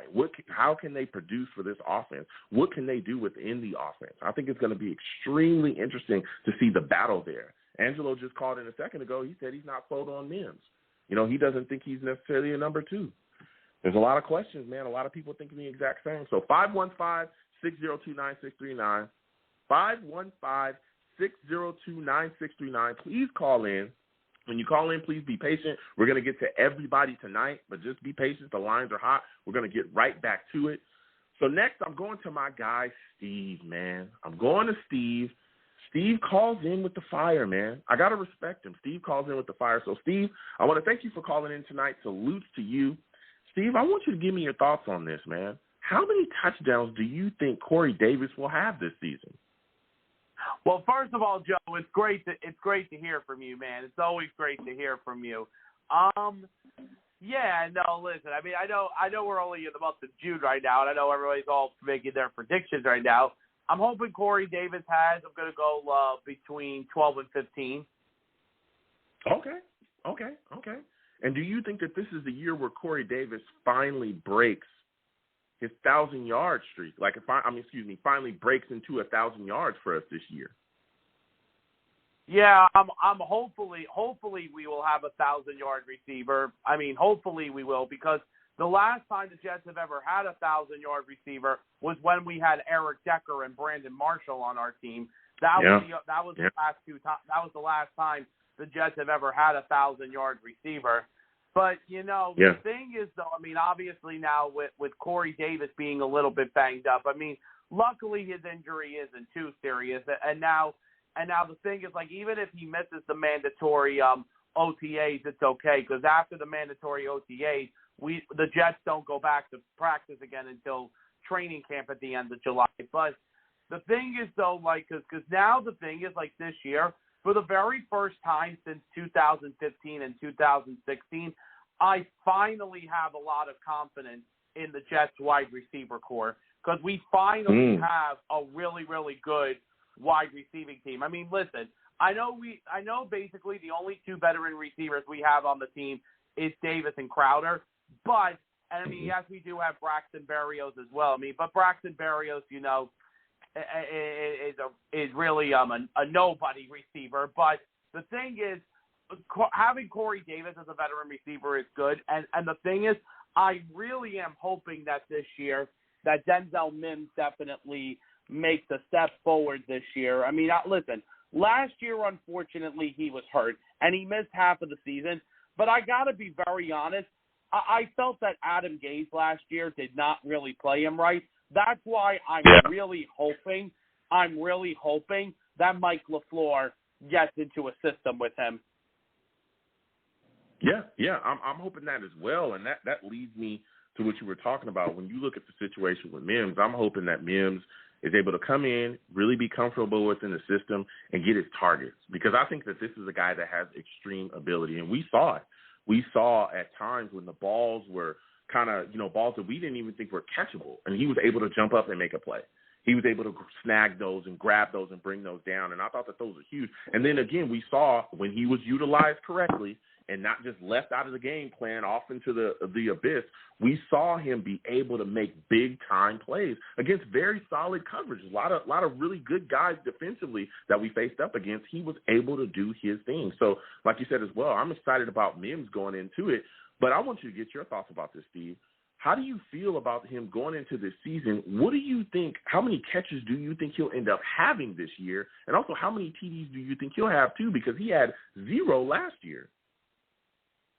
Yeah, no, I'm hoping Denzel Mims gets a touchdown this year. I want him to get a touchdown so bad. I mean, last year he was close at times. Joe, it's hard to make a prediction right now, but if I had to say it maybe right now, I'm hoping that he has at least over 60 to 70 catches, and if I'm looking at touchdown scenarios, I'm hoping between 9 to 12. Oh, wow. Okay. I mean, the opportunity is going to be around. It's going to be there. He's definitely, I think, going to get his targets within this offense.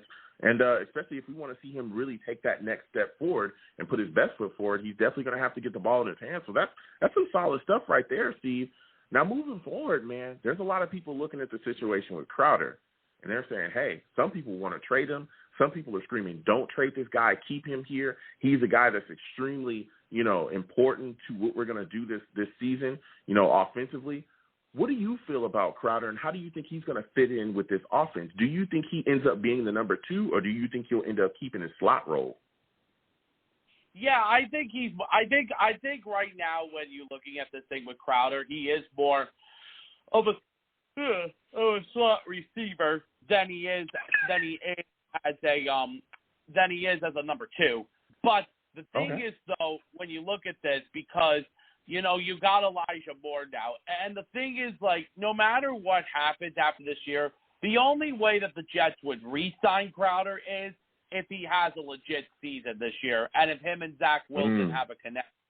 The only thing is, though, Joe, is I just have the feeling, and don't get me wrong, I love Jamison Crowder. I don't think he's going to get cut, and I think he is going to play for us this year.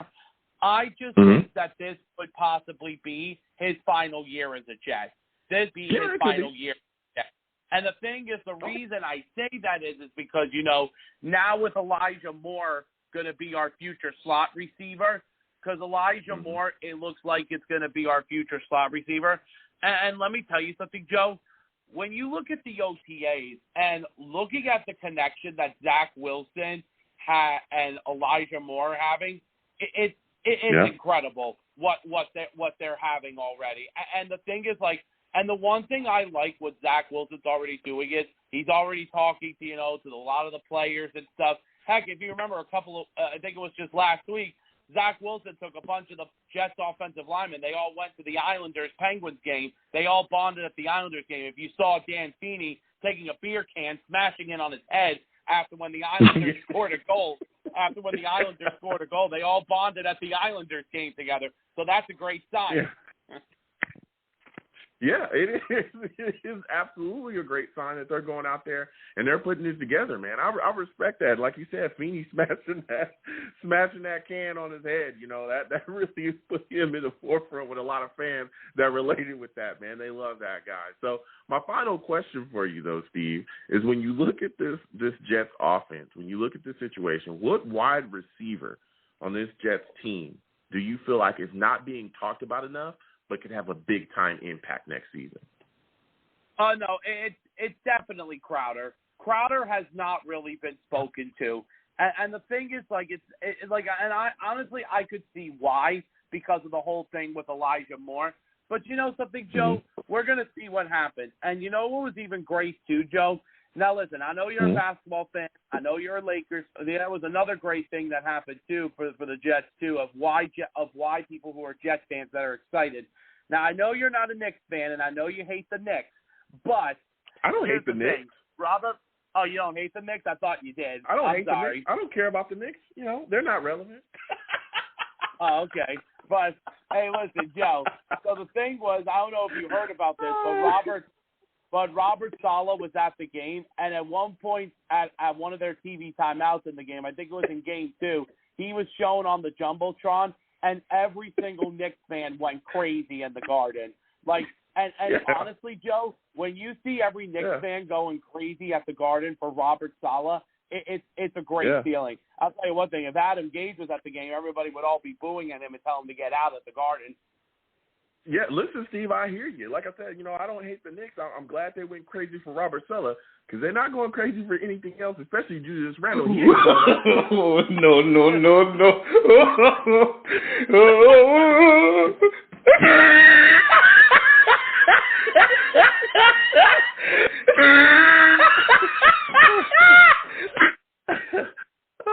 You know, it's just a couple shots. You know what I'm saying? Just a couple shots. You know what I mean? I respect everybody, but, you know, Julius, when you going to do something, bro? You know, I'm just saying. Laker game. I'm just saying. But, again, listen, Steve, salute to you. I want to thank you for calling in tonight. You brought a lot of great takes, man. A lot of great takes as you usually do, man. You know, so it was a great speaking to you, man. Next time I have a show, I want to hear from you, my friend. It's always good to hear from you, all right? You have yourself a good night. No problem, Joe. No problem, man. Thank you and good night. All gas, no break. Let's go. That's what. Let's go.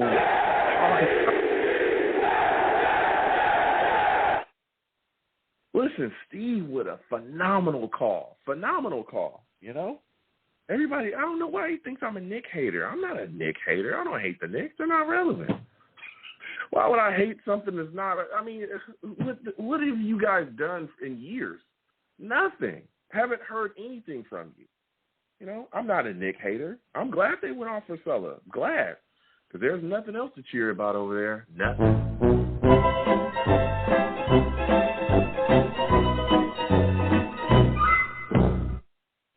Nothing going on over there. Absolutely nothing. So salute and respect to everybody. Salute and respect to all the Knicks fans. I got nothing but love for you. But, you know, I'm just saying, over here with this Laker gang, we're doing big things, okay?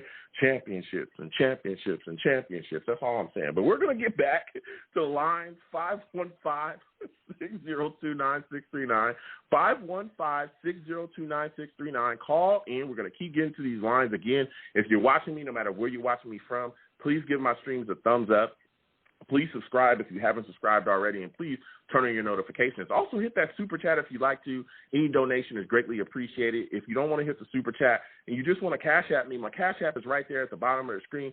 Please go ahead, you know, hit my cash app if you like. I greatly appreciate everyone that does. It's always, you know, it's always great to you know, get a little bit to continue to help the show. So salutes to everybody, and salute to all the savages in the chat going off. We're going to, again, get back to these lines after, you know, just a little Nick bashing. So we're going to 516-516. You're looking like a new caller. Give me your name, where you're from, and give me your thoughts about this Jets wide receiver core. Do you think there's a wide receiver on the Jets roster that will break 1,000 yards this upcoming season? Is that me? 516? Yes, that's 516. Can you hear me? That's you. Yes, I can. Yeah, what's up, Joe? What are your thoughts about the Jets wide receiver? How's it going, my friend? How are you feeling? Give me a Jets wide receiver that you think will break 1,000 yards this season. I really don't think anybody's breaking 1,000 yards this season. I mean, you know, to 17 games, maybe you're going to get one guy, but because I think they're going to spread the ball, I think it's going to be like a game-to-game situation. I think they're going to have enough wide receivers. They're going to double. You know, you're going to get Corey Davis. Whenever they decide to double somebody, then they'll throw it against the grain to somebody who, you know, who's not getting doubled, you know? And so every game is going to be situational. I don't believe, and if someone breaks 1,000, it's not going to be like, it's going to be 1,100, you know what I mean? So everyone's going to be around that number, 800 to 1,100. Maybe there's one guy, but I don't think that's necessarily important either for the team. Okay. Because I think that the ball is going to be run a ton. I think that they're just going to run basically everything. It's going to be run heavy. They got Corey Davis and they have Denzel Mims to basically to provide the blocking, right? And then Elijah Moore is going to be like a Deebo Samuel, kind of, Swiss Army knife, doing all these things. Mm-hmm. So he may get 1,000 yards in total, but he may not get 1,000 yards in catching. Okay. So, and you talked about, Corey Davis and Mims, and you're talking about our running scheme, which I think is going to be very instrumental within the season as well. But when we get down to that red zone, bruh, somebody's got to be the red zone target. Out of all the wide receivers, who do you think is going to be the biggest red zone target for us? I think it's either Corey Davis or Denzel Mims. I'm wavering. I think they're probably about even. I actually think I think that Corey Davis will be a main target at the beginning of the season, and whenever he gets too much, then it'll go to Mims, right? And then when Mims gets a play, then they'll have a play for Elijah Moore. But I think those two guys are going to have the most touchdowns, maybe between 5. Steve is a little – last caller, Steve, a little nuts with the 12 to 15 touchdowns. That's a little too much. You got to think about between 5 and 9, right? I think both of them will have between 5 and 9, Caller Steve's a little crazy. No offense, Caller Steve. No offense. He just goes a little overboard. Salutes to Steve. He calls in with his takes. Yes. I enjoy the call. I understand. That's why. Yeah, I understand where you're coming from. I understand your take, but that's your take, and I respect it. Like you said, 5 to 9. That's what you're expecting out of that. But you're talking a lot about Corey Davis and Mims, and you talked a little bit about Elijah Moore, but I haven't heard you say anything yet about Jamison Crowder, man. This is a guy that's still here. I mean, where do you think he's going to fit within this offense? Because there's some people that aren't fully sold on Mims either. We've had callers tonight that have talked about, hey, they don't think he's a number 2. So where do you think Crowder is going to fit into all of this, things that we're going to have going on offensively? Where do you think he'll get his catches, yards, and TDs from? This is my opinion about Crowder. I think Crowder actually is going to be I think he's going to be featured as a slot receiver for the first half before the trading deadline, right? And then they're going to get him as many touches as possible, because they're going to use Elijah Moore as a little, to bring in as a change of pace. And I think Crowder's going to get most of the slot possessions, except for when they run, the jet sweeps and stuff like that. And even Crowder might do a few of those. But I think Crowder's going to be traded in the beginning during the season sometime. They're going to see Elijah Moore coming up on the come up, and then they're going to give Crowder an ability to go to a playoff team, and maybe he'll go to San Francisco, for example, because he knows the system, right? And or the Rams, something like that, so that he has the opportunity to really get into the playoffs and to feature himself to get a better contract, because he's not going to get that contract from the Jets. Okay. What do you think we'll get him back in exchange for him, though? What kind of capital do you think we'll get back if we're trading him in season? I don't think it's that important either. I think it's actually just to make how we did it for all those trades that we did last year, that JD did to get McClendon to Tampa Bay, and it's like we need, basically it's like Crowder, you did all this for us. We're going to get you to a good situation. We'll get a 5th round pick, 4th round pick, something like that. Maybe it's even just as like a trade for something else, for another player, that would help them out, something like that. Okay. Look, I've heard people talk about that as well. I'm not necessarily, bashing that would happen. But again, I'm a big proponent of keeping him, even if it's just for this season, simply because I think it is important, because injuries happen. We've seen it. Hell, look, Corey Davis, minor shoulder sprain, right? If this was a season and he had to miss some time and he was gone from the line, you'd end up with Mims, Crowder, and Elijah Moore out there, and I think we'd be okay. If Mims was off the field, you just have Elijah Moore, Crowder, and Keelan Cole, and then, it'd be wonder. But I'd like to keep him. But again, I'm not, bashing the idea of the Jets possibly trading him during this season. I could absolutely see that.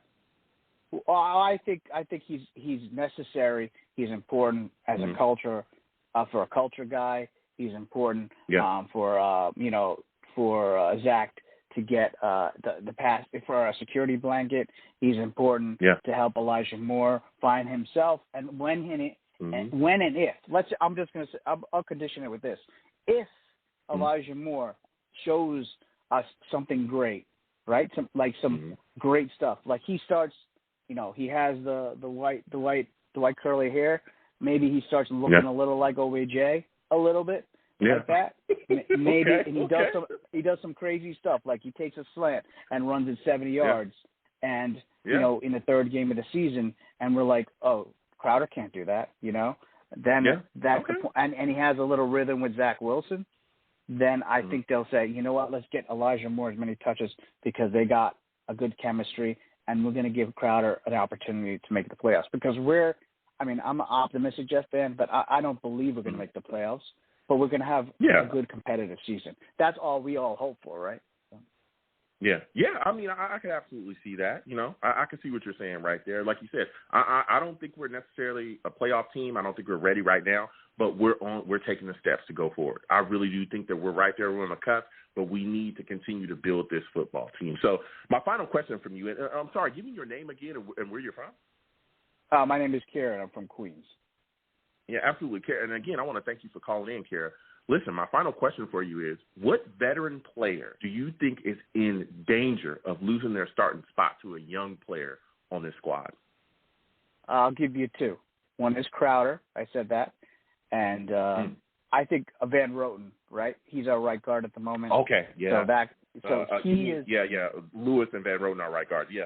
Yeah, we don't know who it is, but one of those guys, whoever merges, Lewis is gone next year.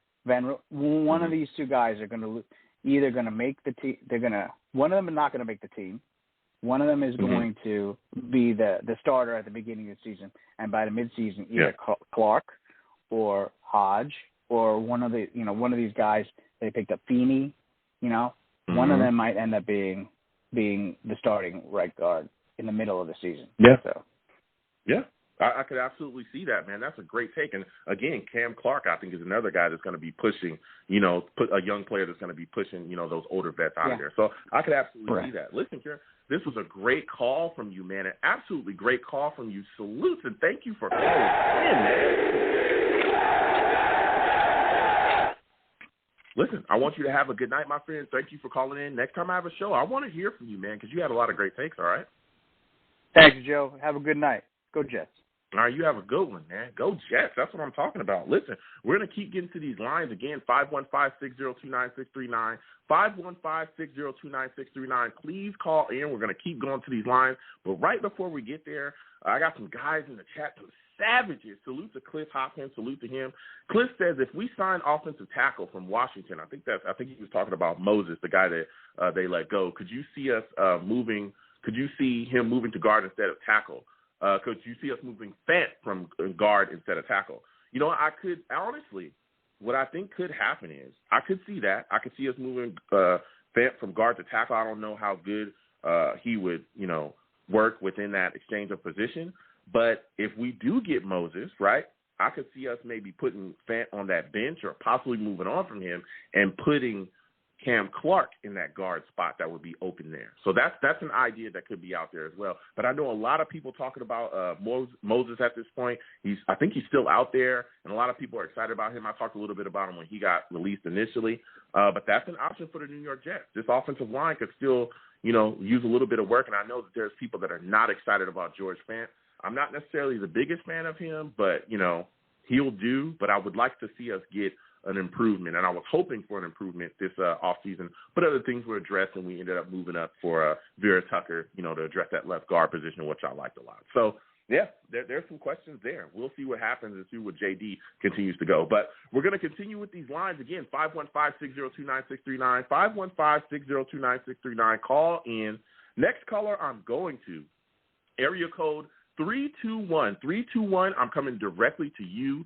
Give me your name, where you're from, and give me your thoughts about this New York Jets wide receiver core. Do you think we have a wide receiver currently on this roster that will break 1,000 yards this season? Well, first off, Mr. Long Beach Joe, It's your good buddy, CJ, from the Weapons Hot broadcast, my friend. It is good to see you on the TV screen, and it is good to hear your voice, my friend. Listen, CJ calling in. We got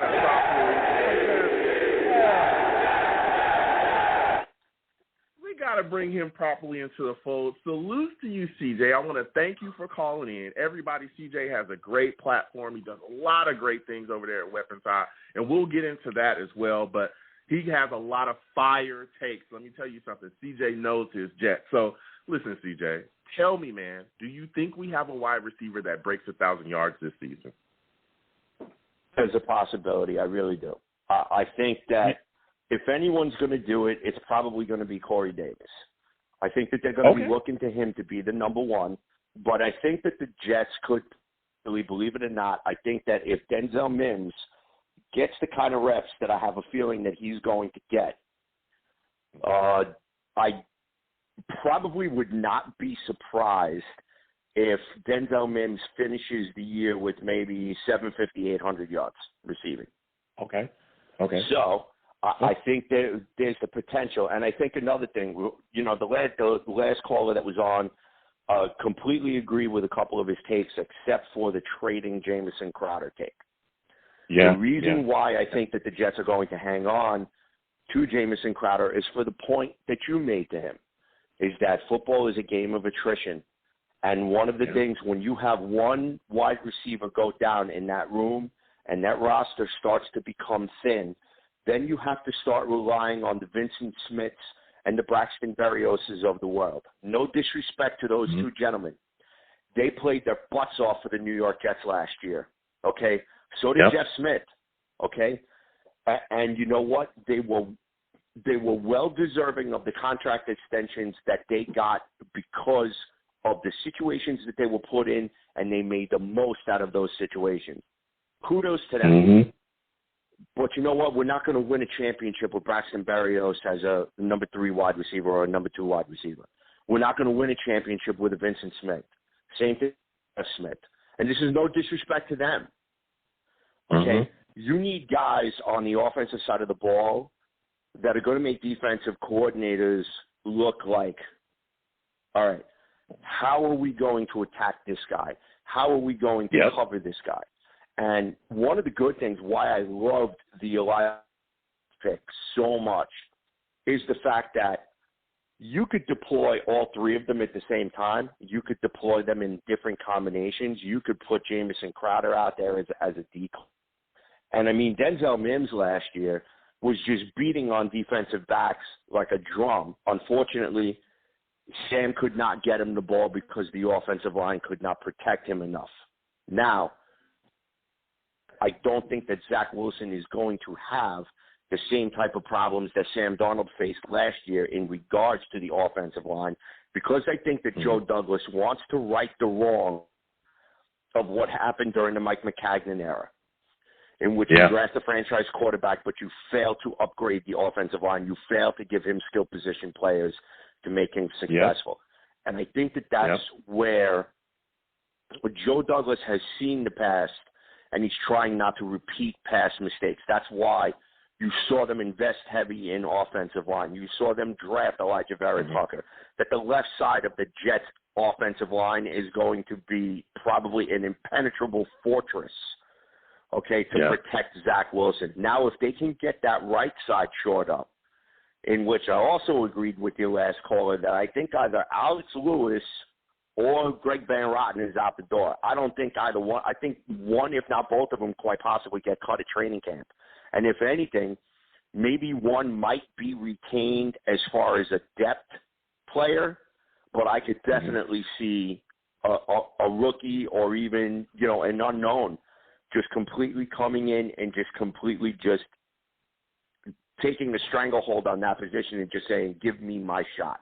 And that's what I love. Yeah. That's what I'm looking forward to about these 2021 New York Jets is there is zero expectation, Joe.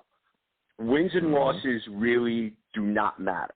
And if anybody wants to get excited, they want to do their predictions, or the Jets going to finish 11-6 or 10-7 or whatever. That's good.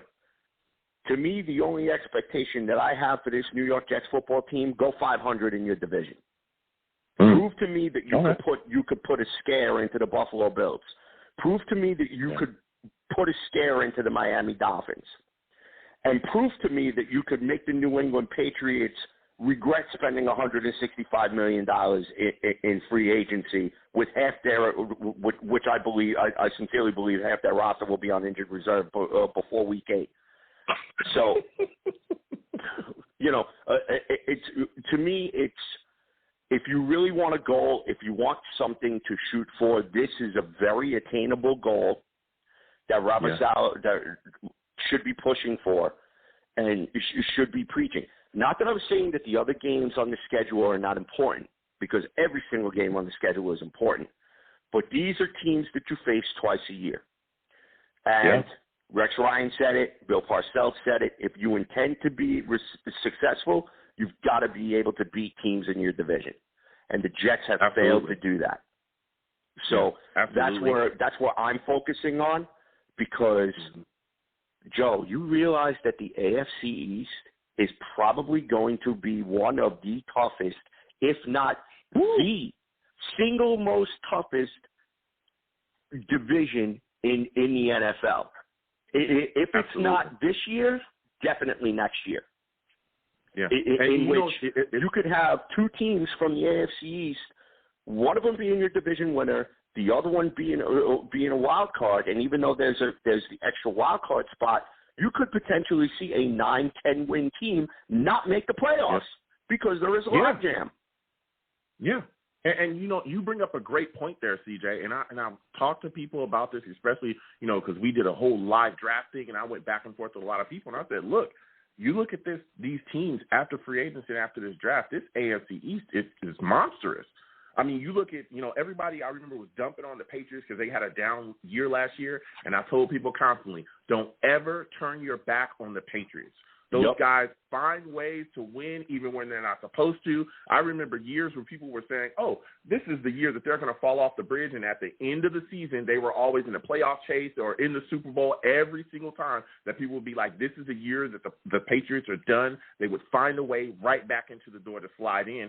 But now when you look at all the other things that the other teams have done in the AFC East as well to really bring themselves up talent-wise, the Dolphins made a ton of trades. They have a lot of capital. Look at what they did, before the draft, making that move down, giving picks to the Niners, getting capital for the future. They also got a young quarterback in Tua. Their coaching staff has put a lot of things behind him. They're trying to move forward. They went and got some really solid.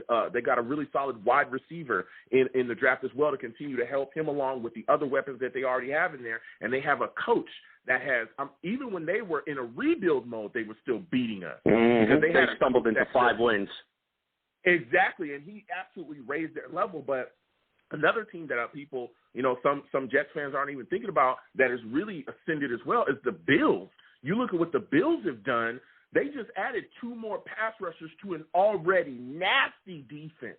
I'm talking about the defense that was getting after it. So they got more guys to rush the passer. That offensive side of the ball is solid now because guess what? The glorified running back, the guy that I told for years, and I told people for years was complete trash, put a MVP candidate season up last season. Fixed his mechanics over there with DeBow, and they're putting things together. He's got, he's got a wide receiver out there in Diggs. He's got other wide receivers as well that he can go to. They put together a team around that kid, and now look what they're doing. They're making runs deep into the playoffs, and some people are even saying that they're Super Bowl. They have Super Bowl potential. Some people pick them as a Super Bowl team. So, this is going to be a very tough division. And like you said as well, the Patriots spent quite a bit. They got Hunter Henry and the other tight end as well, Jonnu Smith. Dude, they went out and got weapons, you know what I'm saying? And they're coming right back. And they're always coached tremendously well. So, this is going to be a very, very competitive division. And, we've got to be ready because, again, we play a lot of teams that are solid outside of our division. But within our division, it is going to be a dogfight. It's absolutely going to be a dogfight, and nobody's going to show any mercy on us whatsoever. But getting back to the team, because you're bringing up a lot of great points, CJ. You talked about, Mims and Davis and Elijah Moore, and you want to keep Crowder the same way that I do. But is there a player, is there a wide receiver on this roster that you feel like is not being talked about enough but could have big-time impact next season for us offensively? Michael Pirine. And I know it's probably going to be an unpopular take, but I just feel like that last year Michael Pirine was not really used properly in the offense. Wide receiver. A wide receiver. Wide receiver. I'm sorry. I thought you were talking about just a general offensive player. No, go ahead. For wide receiver, I think a guy that nobody's really talking about. Let's see. Jamison Crowder was our most consistent offensive weapon last year. Denzel Mims, I expect him to take a step forward. Corey Davis is definitely going to be as advertised. Keelan Cole is somebody who I think everybody should have their eye on because that dude can make people miss, and he's got scary, deceptive speed. So, man, that's a tough one. I probably would have to say Keelan Cole on the wide receivers. Now, as far as the running backs is concerned, you know, you already know my feelings on Michael Pirine. I feel like that he was misused. I feel like that he was mishandled. I mean, the kid only got 22 carries last year, so I mean, not really enough to showcase the talent. And I know a lot of people are going to be excited about Michael Carter, and I am too. But I think that Michael Carter and Michael Pirine are going to be the Jets' version of Thunder and Lightning. Yeah. I mean, I can see that, man. I could absolutely see that. I think Ty Johnson is going to be in that mix as well. There's so many backs, so many really solid backs that we have. And again, with that Shanahan system, we've seen that the running game is instrumental within the system. But also when you look at what they were able to do with the Niners, of course, we got Sulla and we got, Mike LaFleur. They came straight from there. You look at that situation, it was a running back by committee. And they had so many guys that weren't big, household names be able to make plays and do things over there. And I could see that same exact philosophy as far as their running games and schemes being brought here and be successful for us here. So, CJ, man, it's been a fire call for you. You brought a lot of great takes. And my final question for you before I let you go really quickly is, what are your thoughts about the signing of Robert Blair for the New York Jets? What do you think he's going to bring for us defensively? I think that's going to be a low-key superstar signing. And I'm going to be honest with you, because somebody who's familiar with Robert Saleh's defense, who's played within the system, who knows the cadence calls, who could also teach the younger players the cadence calls and everything, and him coming off of injury, especially now that he's just about back to 100% health, he's going to be coming into camp with a chip on his shoulder. He's going to be playing for a contract. He wants to go out there and prove that he still got it and he could still play at the NFL level. So that's really one big thing that I love about training camp is that this year's training camp has a little bit of an edge to it, Joe. There's so many different positional battles you're going to have to keep your eye on. And you know what? I don't think anybody's job is safe, to be honest with you. I really don't. I think that Robert Saleh is really going to do his best to put the best 53-man roster when they take the field against the Carolina Panthers, and I'm sorry, your boy Sam Darnold, week 1.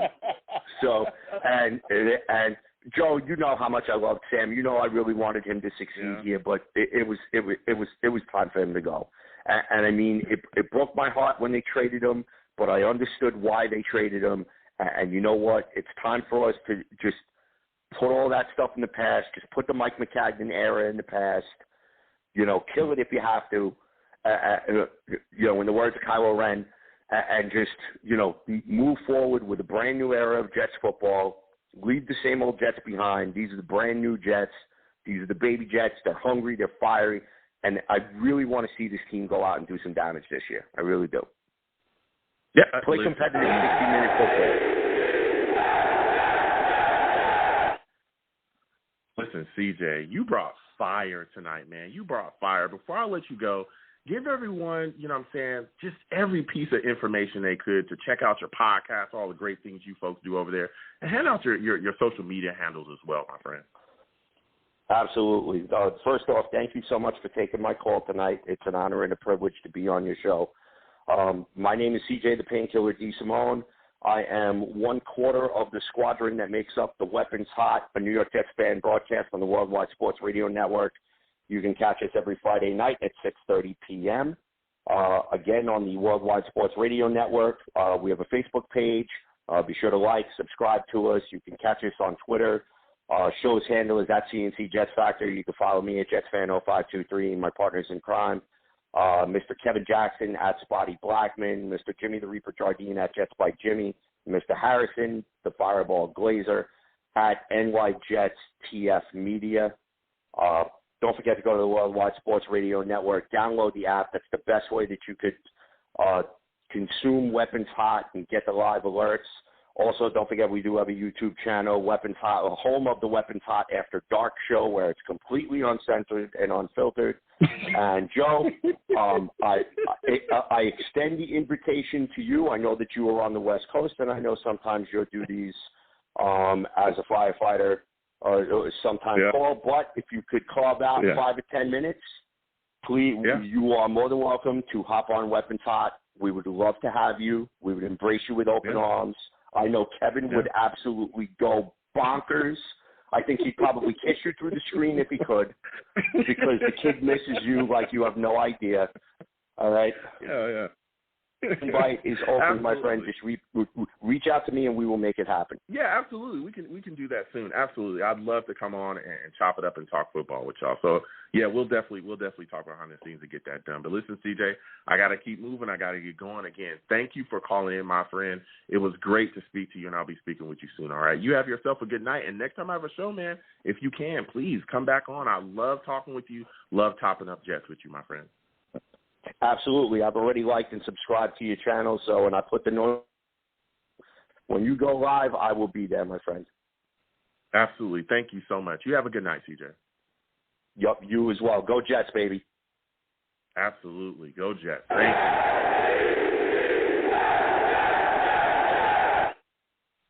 Listen, that was my guy, man. That was my guy, CJ. Woo, came on, man. Lots to take. Listen, we had fire tonight. We had absolute fire. I'm going to go ahead and close out the show really quickly. I want to thank everybody for calling in. It was an amazing show tonight. A lot of takes, a lot of things we have going on. But now it's time. We got to go. So listen, I'm the man of the people. I'm here for the people. Let me shamelessly promote my Facebook page.